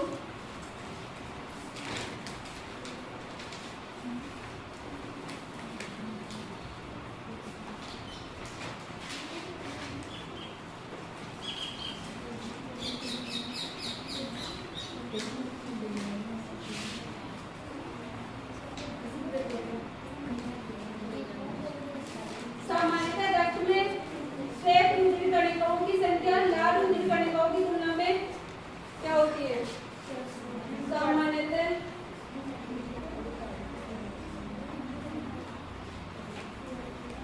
रक्त में श्वेत रुधिर कणिकाओं की, रक्त में श्वेत रुधिर कणिकाओं की संख्या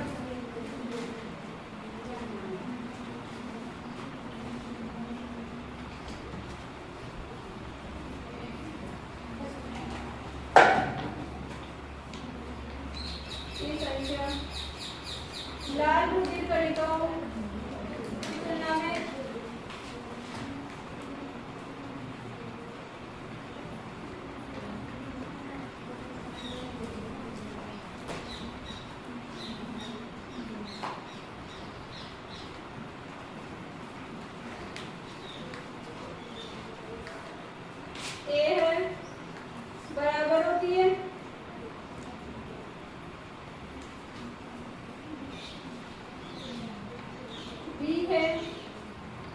ज्यादा होती है,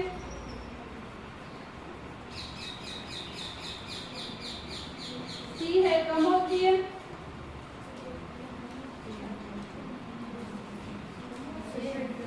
और डी है जब तक बदलता रहता है, जब तक बदलती रहती है संख्या।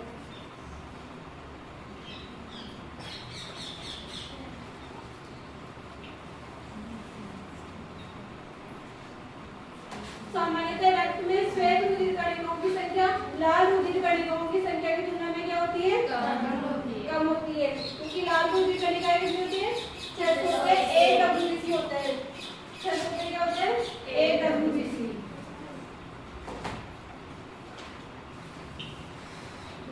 600/1 600 आरबीसी पे 1 डब्ल्यूबीसी होता है।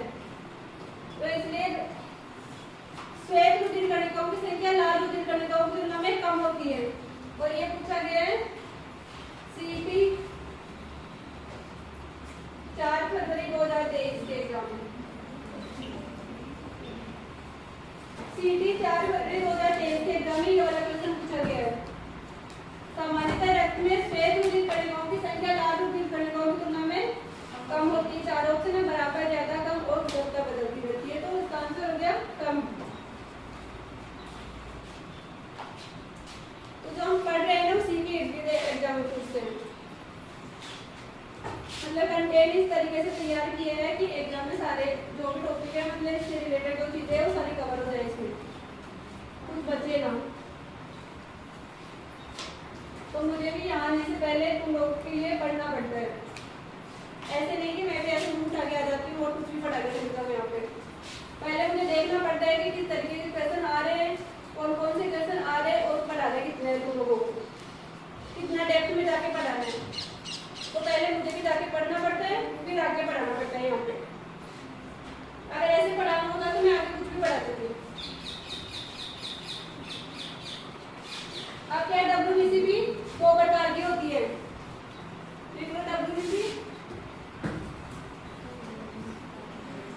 डब्ल्यूबीसी 2 प्रकार की होती है।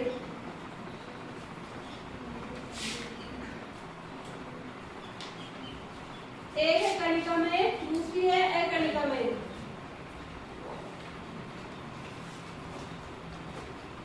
दूसरी है अकणिकामय।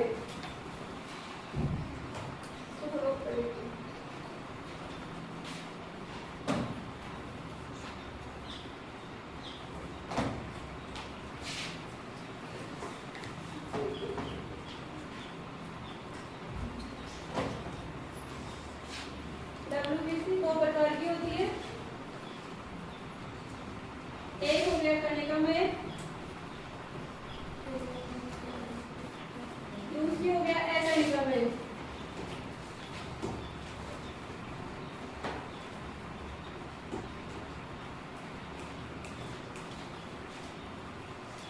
इसको बोलते हैं ग्रेनुलोसाइट। इंग्लिश में लिखो तो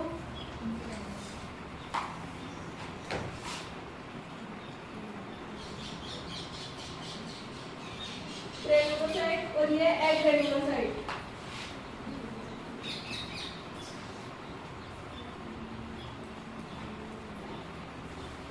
एक है ग्रेनुलोसाइट, दूसरा है एग्रेनुलोसाइट। 2 प्रकार की होती है।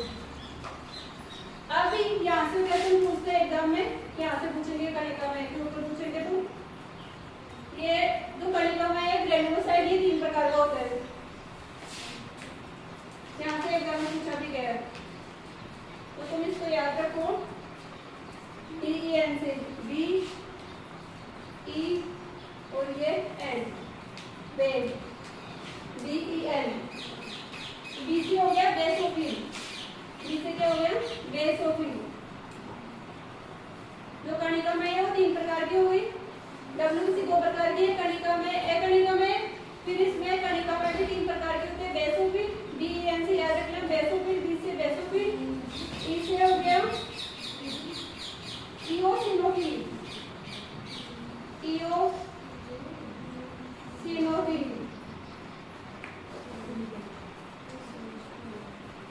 इओसिनोफिल।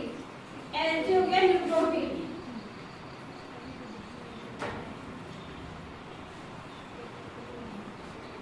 तो जो ग्रेनुलोसाइट है वो 3 टाइप के होते हैं, याद रखना, BEN बेड, BC हो गया बेसोफिल, EC हो गया इओसिनोफिल, याद रख लेना, सिनाफिल याद रखना, इओसिनोफिल, और N से न्यूट्रोफिल, ये न्यूट्रल है, न्यूट्रोफिल। तो सबसे ज्यादा क्या होता है, न्यूट्रोफिल होते हैं, ये 65% होता है न्यूट्रोफिल, और जो इओसिनोफिल है वो 2 से 4% होता है, और जो बेसोफिल है वो 1 से 2% होता है। तो सबसे ज्यादा कौन सा होता है, न्यूट्रोफिल, कितना होता है 65%। उसके बाद में होता है इओसिनोफिल 2 से 4%, और सबसे कम होता है बेसोफिल। अब इसमें आगे देखो, जो बेसोफिल है, जो बेसोफिल है एलर्जी के टाइम होता है, जब एलर्जी होती है उस टाइम बेसोफिल होता है, और एक केमिकल निकालता है जिसको बोलते हैं हिस्टामिन, बेसोफिल एलर्जी के टाइम होता है।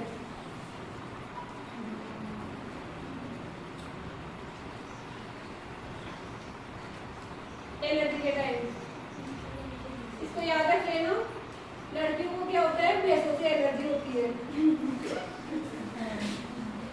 लड़कियों को भैंसों से एलर्जी होती है, इसलिए बी से बेसोफिल, और कौन से टाइम होता है, एलर्जी के टाइम, तो बेसोफिल। और ये कौन सा केमिकल निकालता है, हिस्टामिन, कौन सा केमिकल रिलीज करता है, हिस्टामिन, हिस्टामिन। और ये वाला सेकंड ग्रेड एग्जाम में पूछा गया था, हिस्टामिन सेकंड ग्रेड एग्जाम था ना, उसमें एलर्जी के टाइम कौन सा केमिकल निकलता है यहाँ से, वो है हिस्टामिन।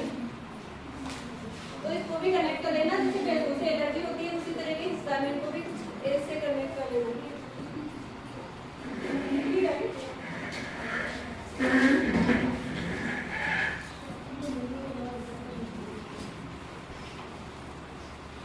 एक और याद रखते हैं, एक हेपरिन भी आता है इसमें, हेपरिन। तो एलर्जी के टाइम दो केमिकल यहाँ से निकलते हैं, एक है हिस्टामिन, दूसरा है हेपरिन, ऐसे हिस्टामिन ऐसे हेपरिन। अब है दूसरा इओसिनोफिल, इओसिनोफिल सिनाफुलाके क्या होता है, रक्षा करते हैं ना, तो ये संक्रमण से बचाता है, तो इसका काम है संक्रमण से बचाता है।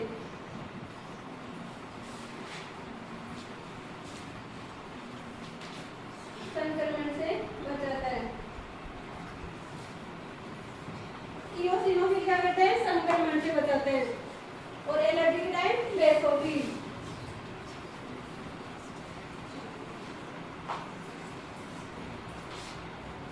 और जो इओसिनोफिल है इसका दूसरा नाम है एसिडोफिल, दूसरा नाम भी लिख लो इसको, एसिडोफिल, एसिडोफिल। इओसिनोफिल का दूसरा नाम है एसिडोफिल। अब तीसरा है न्यूट्रोफिल, न्यूट्रोफिल क्या करते हैं, भक्षण का काम, जीवाणुओं को नष्ट करने का काम करते हैं, जीवाणुओं का भक्षण करता है, जीवाणुओं का भक्षण, जीवाणुओं को खाने का काम करता है।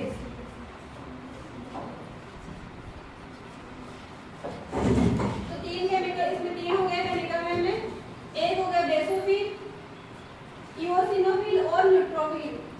बेसोफिल क्या होता है, एलर्जी के टाइम,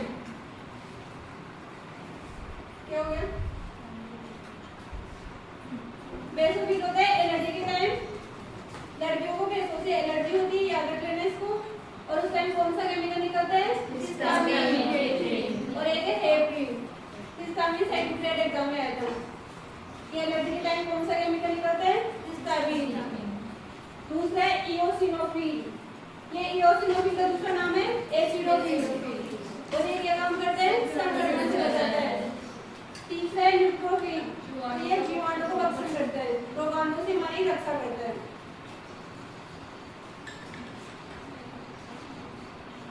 अब इसमें ये भी देख लो, जो बेसोफिल है वो सारी प्रकृति का होते हैं, और ये एसिडोफिल है, इओसिनोफिल का नाम क्या है, एसिडोफिल,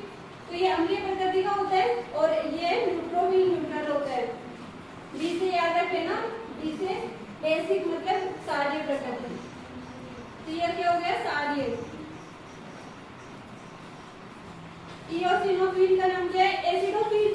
तो ये हो गया एसिड नेचर का अम्लीय प्रकृति।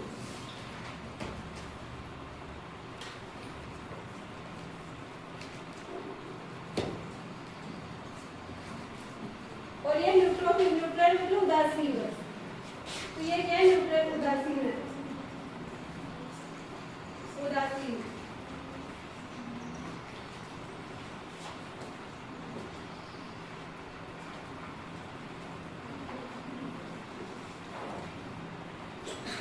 और एकणिका में ये भी क्या दो टाइप का होता है? एकणिका में दो टाइप का होता है, इसको याद रखना। मांगीलाल, मांगीलाल। एकणिका में दो टाइप का होता है, मांगीलाल से याद रखना। मोनो से, एम से मोनोसाइट, मोनोसाइट।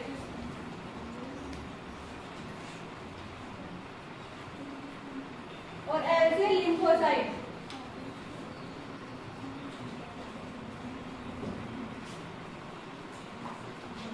एकणिका में कितने टाइप हो गया? दो टाइप का, मोनोसाइट और लिम्फोसाइट।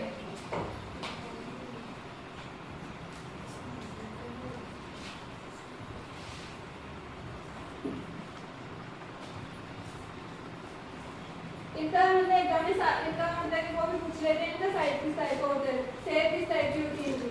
मोनोसाइट। जैसे रीड में इसका जो एग्जाम हुआ था ना, उसमें मोनोसाइट की साइड, मोनोसाइट की शेप पूछी गई थी कि मोनोसाइट की शेप का होता है। तो ये हो गया सेम के बीच का आकार का होता है। तो सेम के बीच की शेप होती है ना, कितनी शेप होती है? तो इस तरीके का होता है, मतलब इसकी होती है सेम का बीच। तो शेप होती है सेम के बीच की समान या किडनी के समान। तो इस टाइप से कुछ सेम, सेम नहीं सेम, सेम की किडनी आती है क्या? हाँ, तो वो इस टाइप से होता है किडनी में। अभी जो किडनी होती है ना, उस टाइप का होता है मोनोसाइट। ये ट्रीटमेंट में पूछा गया था कि मोनोसाइट का आकार कैसा होता है? सेम के बीच के समान होता है। तो ये किडनी जैसा होता है। और जो लिम्फोसाइट है, ये गोल आकार का होता है। इसकी शेप कैसी होती है? गोल। लिम्फोसाइट गोल होते हैं और मोनोसाइट होते हैं सेम के बीच के जैसा या किडनी जैसा। इनका भी लिख लो शेप, अगर बाई चांस इनका भी पूछ लेना तो इनका भी लिख लो। जो बेसोफिल होता है वो एस आकार का होता है, एस इस टाइप से, एस शेप का होता है बेसोफिल। और जो इओसिनोफिल होता है, इसमें दो लोब्स होते हैं इस टाइप से,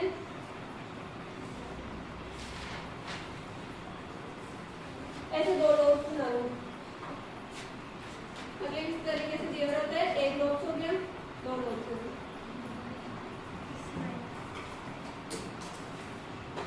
और जो ये होता है न्यूट्रोफिल, उसमें 3 से 4 लोब्स होते हैं इस तरह से। ये होते हैं 1 2 3, ऐसे करके मतलब 7 लोब्स होते हैं, 3 से 7 होते हैं। तो ये होता है ऐसे का, इसमें अलग अलग लोब्स बने होते हैं, जैसे 2 हो गया, या इसमें 3 से 7 होते हैं। और जो एकणिका में है मोनोसाइट, वो सेम के बीच का, और लिम्फोसाइट होता है गोल।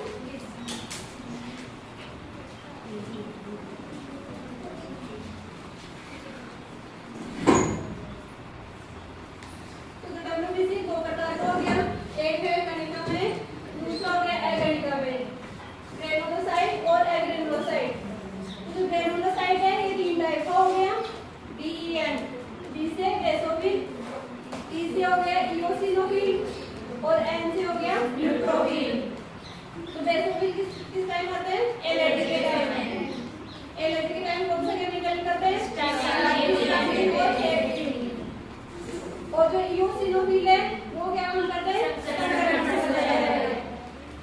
और इसका दूसरा नाम है एसिडोफिल।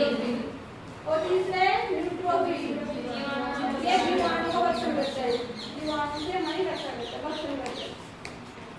और इसका ये कौन सा नेचर होता है? सारे नेचर। और इओसिनोफिल होता है एसिडिक नेचर का। और न्यूट्रोफिल क्या होता है? न्यूट्रोफिल। इसका शेप होता है ऐसे, इसका बेसिफिक का एस। और इओसिनोफिल में 2 लोब्स होते हैं इस तरीके से, और जो न्यूट्रोफिल होते हैं उसमें 3 से 7 लोब्स होते हैं, 3 से 7। अब एपेनिका में एडवेनोसाइट, ये भी 2 प्रकार का होता है मांगीलाल।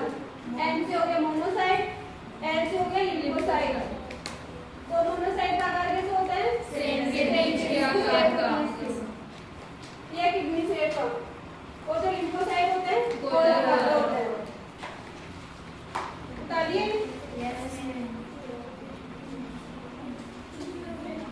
और जो न्यूट्रोफिल होता है इसको माइक्रोफेज भी बोलते हैं, माइक्रोफेज।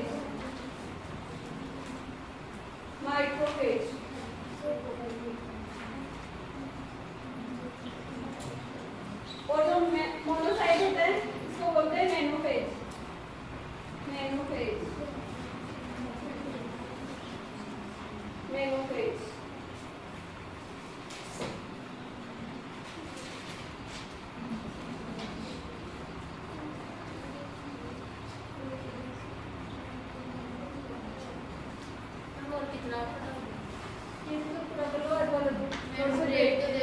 मैंने अभी थोड़ा सा बताया, मैं ज्यादा नहीं है, ब्रेक ले लें। एक ब्रेक है। चलो अभी थोड़ा सा देखो, 10 मिनट का काम है। तो मोनोसाइट होते हैं वो सबसे बड़े आकार की डब्ल्यूबीसी होती है। डिप्लोमोनोसाइट जो एपेनिका में होते हैं वो सबसे बड़े आकार की डब्ल्यूबीसी होती है, मोनोसाइट। और जो लिम्फोसाइट होता है वो सबसे छोटी होती है। तो जो मोनोसाइट है सबसे बड़ी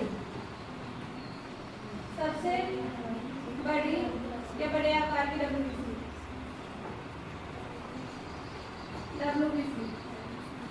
और लिम्फोसाइट है सबसे छोटी।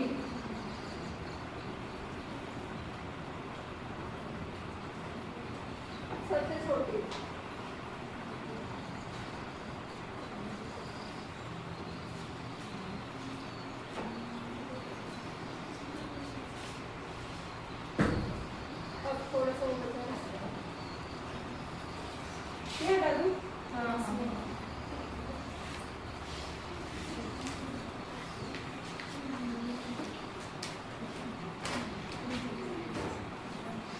तो जो एपेनिका में है ना, एपेनिका में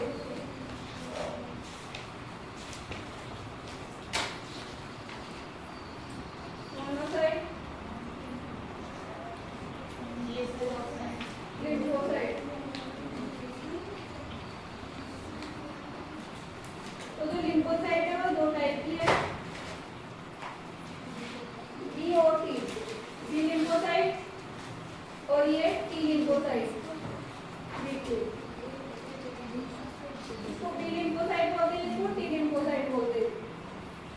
तो जो बी है इसका निर्माण होते हैं बोन मेरो में, अस्थि मज्जा में निर्माण होता है, अस्थि मज्जा।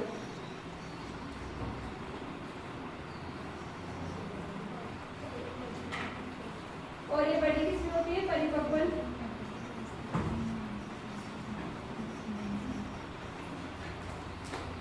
परिपक्वन भी अस्थि मज्जा बोन मेरो भी होता है।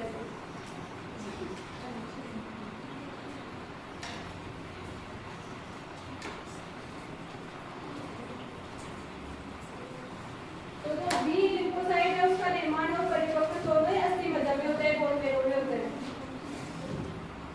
और इसका काम क्या है? एंटीबॉडी बनाना। एंटीबॉडी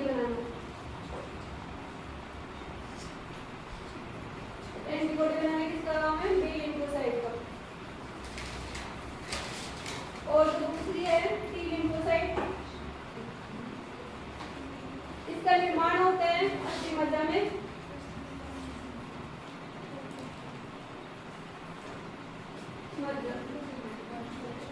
और जो परिपक्वन होता है वो होता है थाइमस में।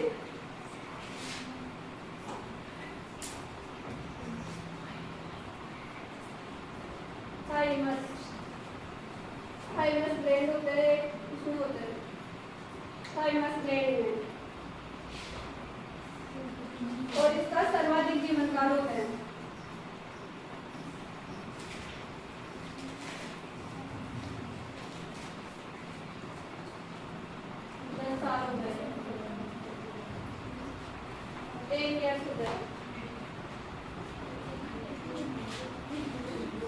तो लिम्फोसाइट दो टाइप हो गया, बीटी बी लिम्फोसाइट और टी लिम्फोसाइट। दोनों का निर्माण किसमें होता है? अस्थि मज्जा में। बी लिम्फोसाइट का परिपक्व कहाँ होता है? अस्थि मज्जा में। जबकि जो टी लिम्फोसाइट उसका होता है थाइमस ग्लैंड में। और ये बी लिम्फोसाइट का काम क्या है? एंटीबॉडी बनाना, और इसकी सर्वाधिक जीवन काल होता है। तो एंटीबॉडी बनाना वैसे किसका काम होता है? डब्ल्यूबीसी का होता है। ब्लड में आरबीसी, डब्ल्यूबीसी, प्लेटलेट्स होते हैं। तो काम किसका काम होता है? मतलब जो एंटीबॉडी बनाने का काम होता है डब्ल्यूबीसी का।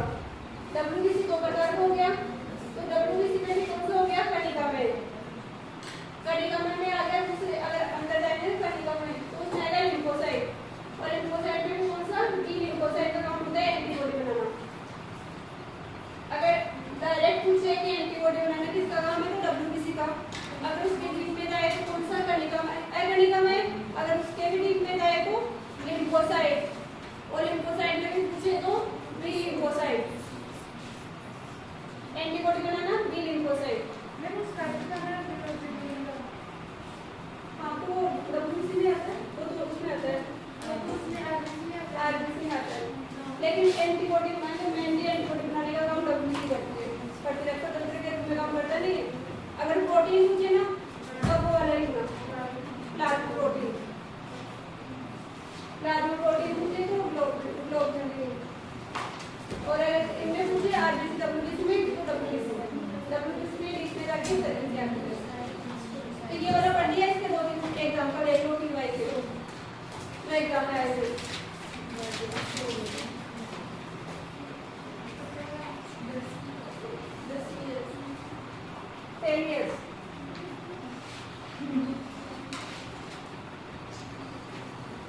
एक भी वाई में लिखो, रक्त कोशिकाएं जो शरीर को, रक्त कोशिकाएं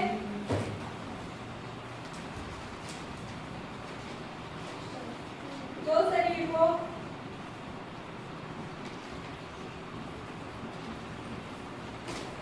सूक्ष्म जीवों अन्य भारी पदार्थों से सुरक्षित रखती है। रक्त कोशिकाएं जो शरीर को सूक्ष्म जीवों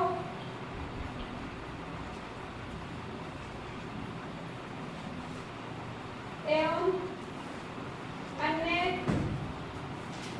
भारी पदार्थों से सुरक्षित रखती है। बाहरी पदार्थों से सुरक्षित रखती है।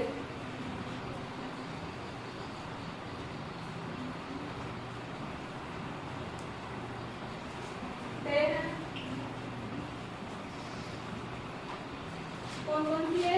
ए है रक्ताणु,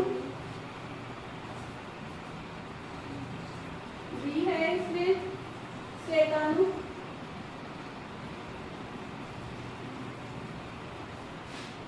सी है पट्टिकाणु,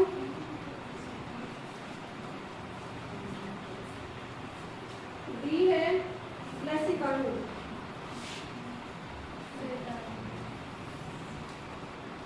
तो कौन सी आएगी? श्वेताणु। तो डब्ल्यूबीसी होती है वो अपनी प्रतिरक्षा तंत्र के रूप में काम करती है। तो बाहरी सूक्ष्म जीवों और अन्य बाहरी पदार्थों से सुरक्षित कौन रखता है? डब्ल्यूबीसी, श्वेताणु। ये पूछा गया है सीटी 5 फरवरी 2023 वाले, 5 फरवरी 2023 में।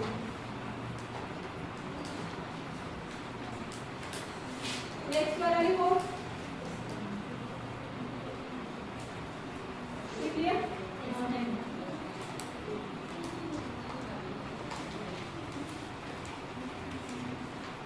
नीचे दी गई विशेषताओं को पढ़ो, नीचे दी गई विशेषताओं को पढ़ो। नीचे दी गई विशेषताएं पढ़े।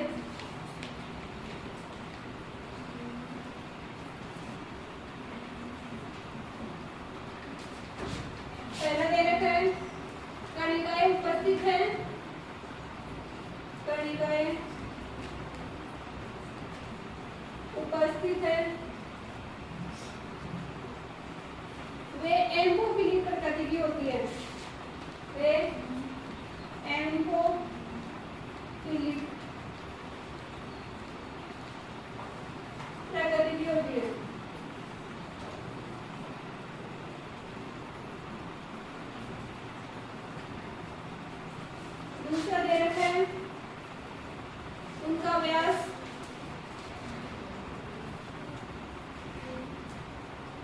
10 से 15 माइक्रो तथा वेट WBC का 60 से 70% हिस्सा बनाती है।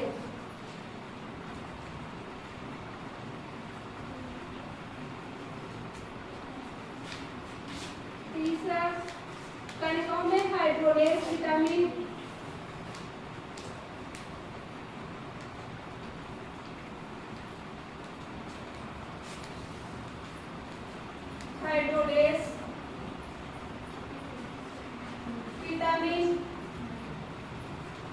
B12 बंधन प्रोटीन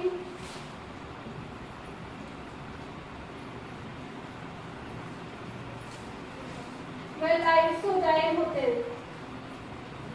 लाइसोजाइम होते हैं।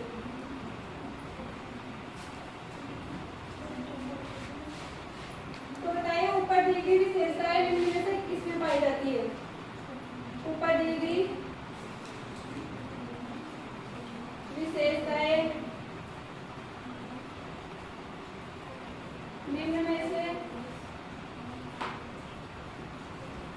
किसमें पाई जाती है?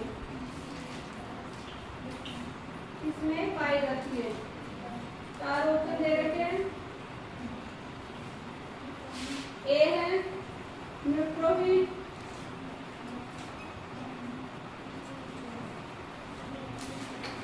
बी है एसिडोफिल,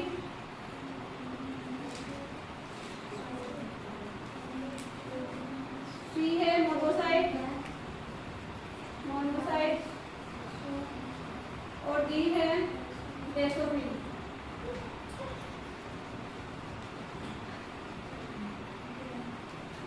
तो बताओ कणिकाएं उपस्थित है वे एम्फोफिलिक प्रकृति की होती है।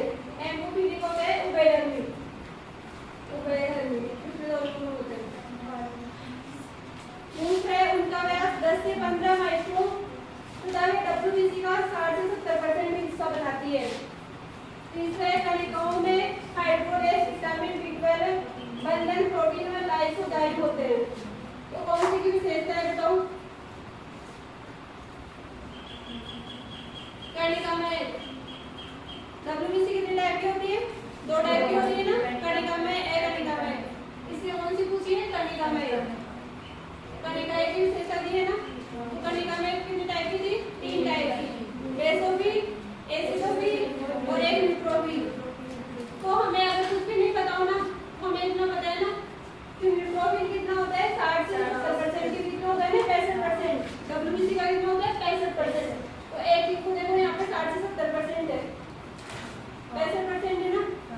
तो इसमें से देखो कौन सा होता है 65%? न्यूट्रोफिल होता है, एसिडोफिल भी नहीं होता, बेसोफिल भी नहीं होता और मोनोसाइट तो है ही नहीं। सबसे पहले मोनोसाइट कटेगा।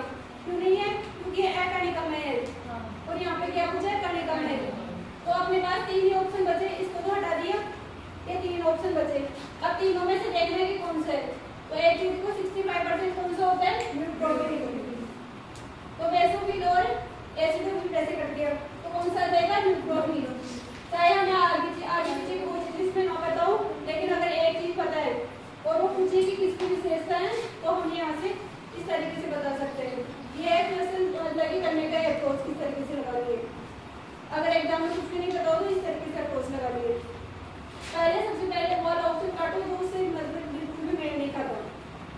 तो यहाँ पे जैसे मोनोसाइट कर दिया, अपने पास तीन ऑप्शन बचे, इनमें से कौन सा मतलब हमें आता है उसका टिक लगाओगे। तो इसमें आंसर हो जाएगा ए न्यूट्रोफिल।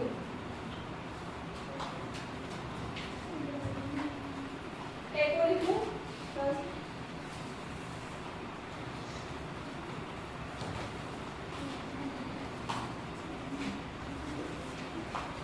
इनमें से कौन सा घटन सत्य है? निम्न में से कौन सा घटन सत्य है?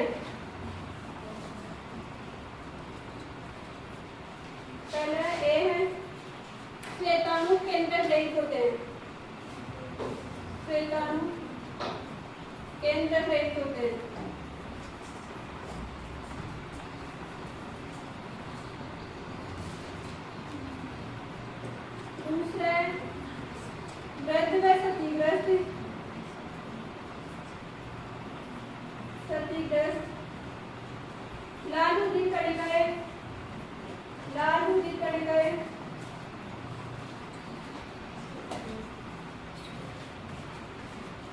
प्लीहा में नष्ट होती है, प्लीहा में नष्ट होती है।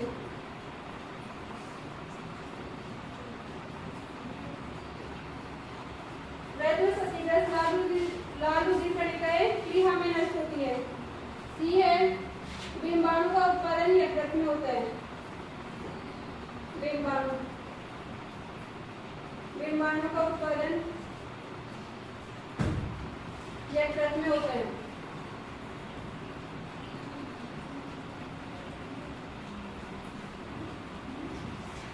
डी है अकणिका श्वेत कोशिकाएं, अकणिका श्वेत कोशिकाएं,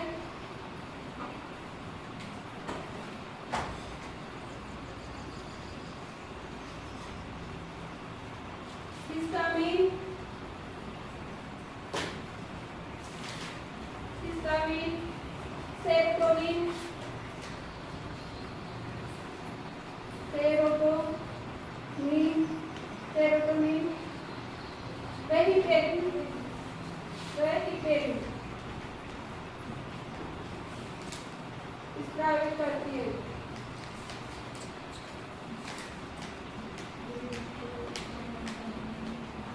तो क्या इनमें से कौन से कथन सत्य है? तो पहले श्वेताणु केंद्र रहित होते हैं, नहीं, क्योंकि वो श्वेताणु डब्ल्यूबीसी में क्या होता है, केंद्रक पाया जाता है, आरबीसी में केंद्रक नहीं पाया जाता, तो ये वाला गलत। दूसरा है वृद्ध व क्षतिग्रस्त लाल रुधिर कणिकाएं प्लीहा में नष्ट होती है, सही है। हमने पढ़ा था ना कि आरबीसी वृद्ध होने पर कहाँ जाती है, प्लीहा में, प्लीहा को क्या कहते हैं, उसका कब्रिस्तान, तो ये वाला सही है। बिंबाणु का उत्पादन यकृत में होता है, ये भी गलत है, अस्थि मज्जा में होता है। और फोर्थ है अकणिका में श्वेत कोशिकाएं हिस्टामिन हिपेरिन का स्रावित करती है, जबकि ये गलत है, कणिका में करती है, अकणिका में नहीं करती, कणिका में करती है, तो ये वाला भी गलत। कौन सा सही हुआ, बी आंसर हो गया इसका।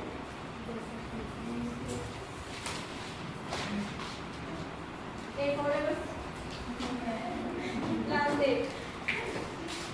अब ज्यादा से ज्यादा 5 मिनट का प्लेटलेट्स में कुछ है ही नहीं, 2-3 लाइन बस, उसमें से एग्जाम में आता भी नहीं है। एक दूसरे में लगा दें प्लेटलेट 2 मिनट का। एग्जाम में लाइट चली जाएगी तो कैसे काम करोगे, फिर छोड़ के जाओगे एकदम, नहीं मैम जा रही है उधर, ये ट्रीटमेंट में, ट्रीटमेंट का आया हुआ है। श्वेताणु जिसमें सेम की बीच की आकृति का बड़ा केंद्रक होता है तथा बक्सरकारी होते हैं। श्वेताणु जिसमें सेम की बीच की आकृति का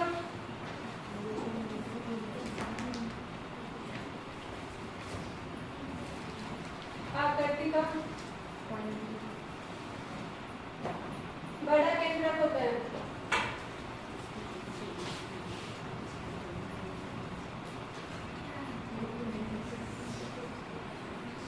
तथा बक्सरकारी होते हैं।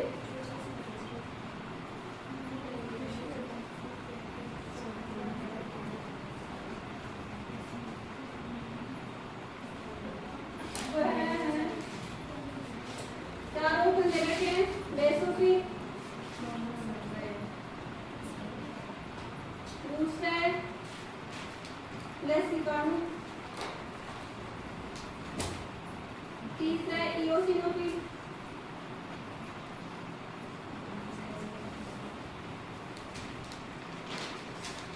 चौथा है एक केंद्रकाणु मोनोसाइट,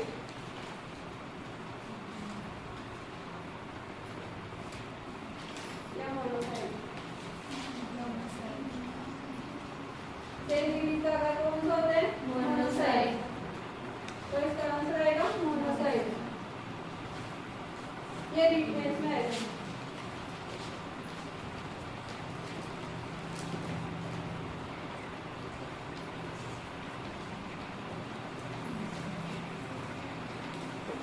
तभी बस अब 4 चीजें जोड़ेंगे उसमें।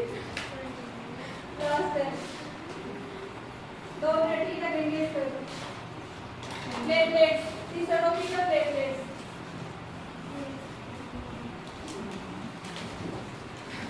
फिर अपना ब्लड वाला खत्म हो जाएगा टॉपिक।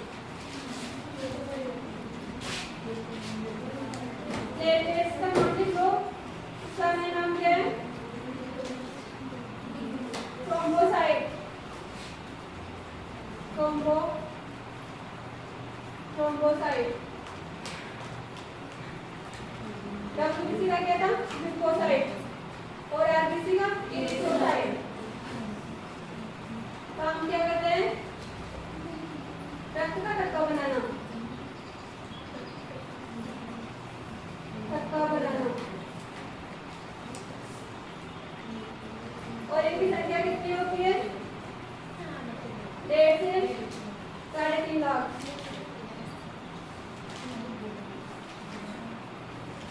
प्लेटलेट्स की संख्या भी लाखों में होती है। 1.5 से 3.5 लाख, 3.5 लाख। और इसकी कमी से कौन सा रोग होता है? डेंगू रोग। डेंगू में क्या होता है? प्लेटलेट्स कम हो जाती है ना। और डेंगू रोग से बचने के लिए क्या करते हैं? बकरी का दूध पीते हैं। डेंगू रोग होता है तो बकरी का दूध पीते हैं ना। सिटी में तो मिलता ही नहीं है, इतना महंगा आता है उस टाइम बकरी का दूध। अपने घर में तो होता है ना, सबके घर में होती है बकरी। तो डेंगू रोग से बचने के लिए बकरी का दूध पीते हैं। और इसका निर्माण कहाँ होता है? निर्माण है मेगाकेरियोसाइट।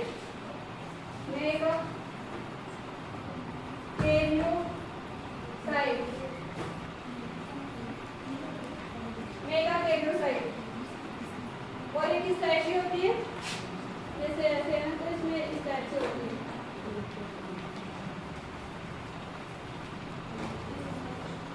इस टाइप से होती है प्लेटलेट्स।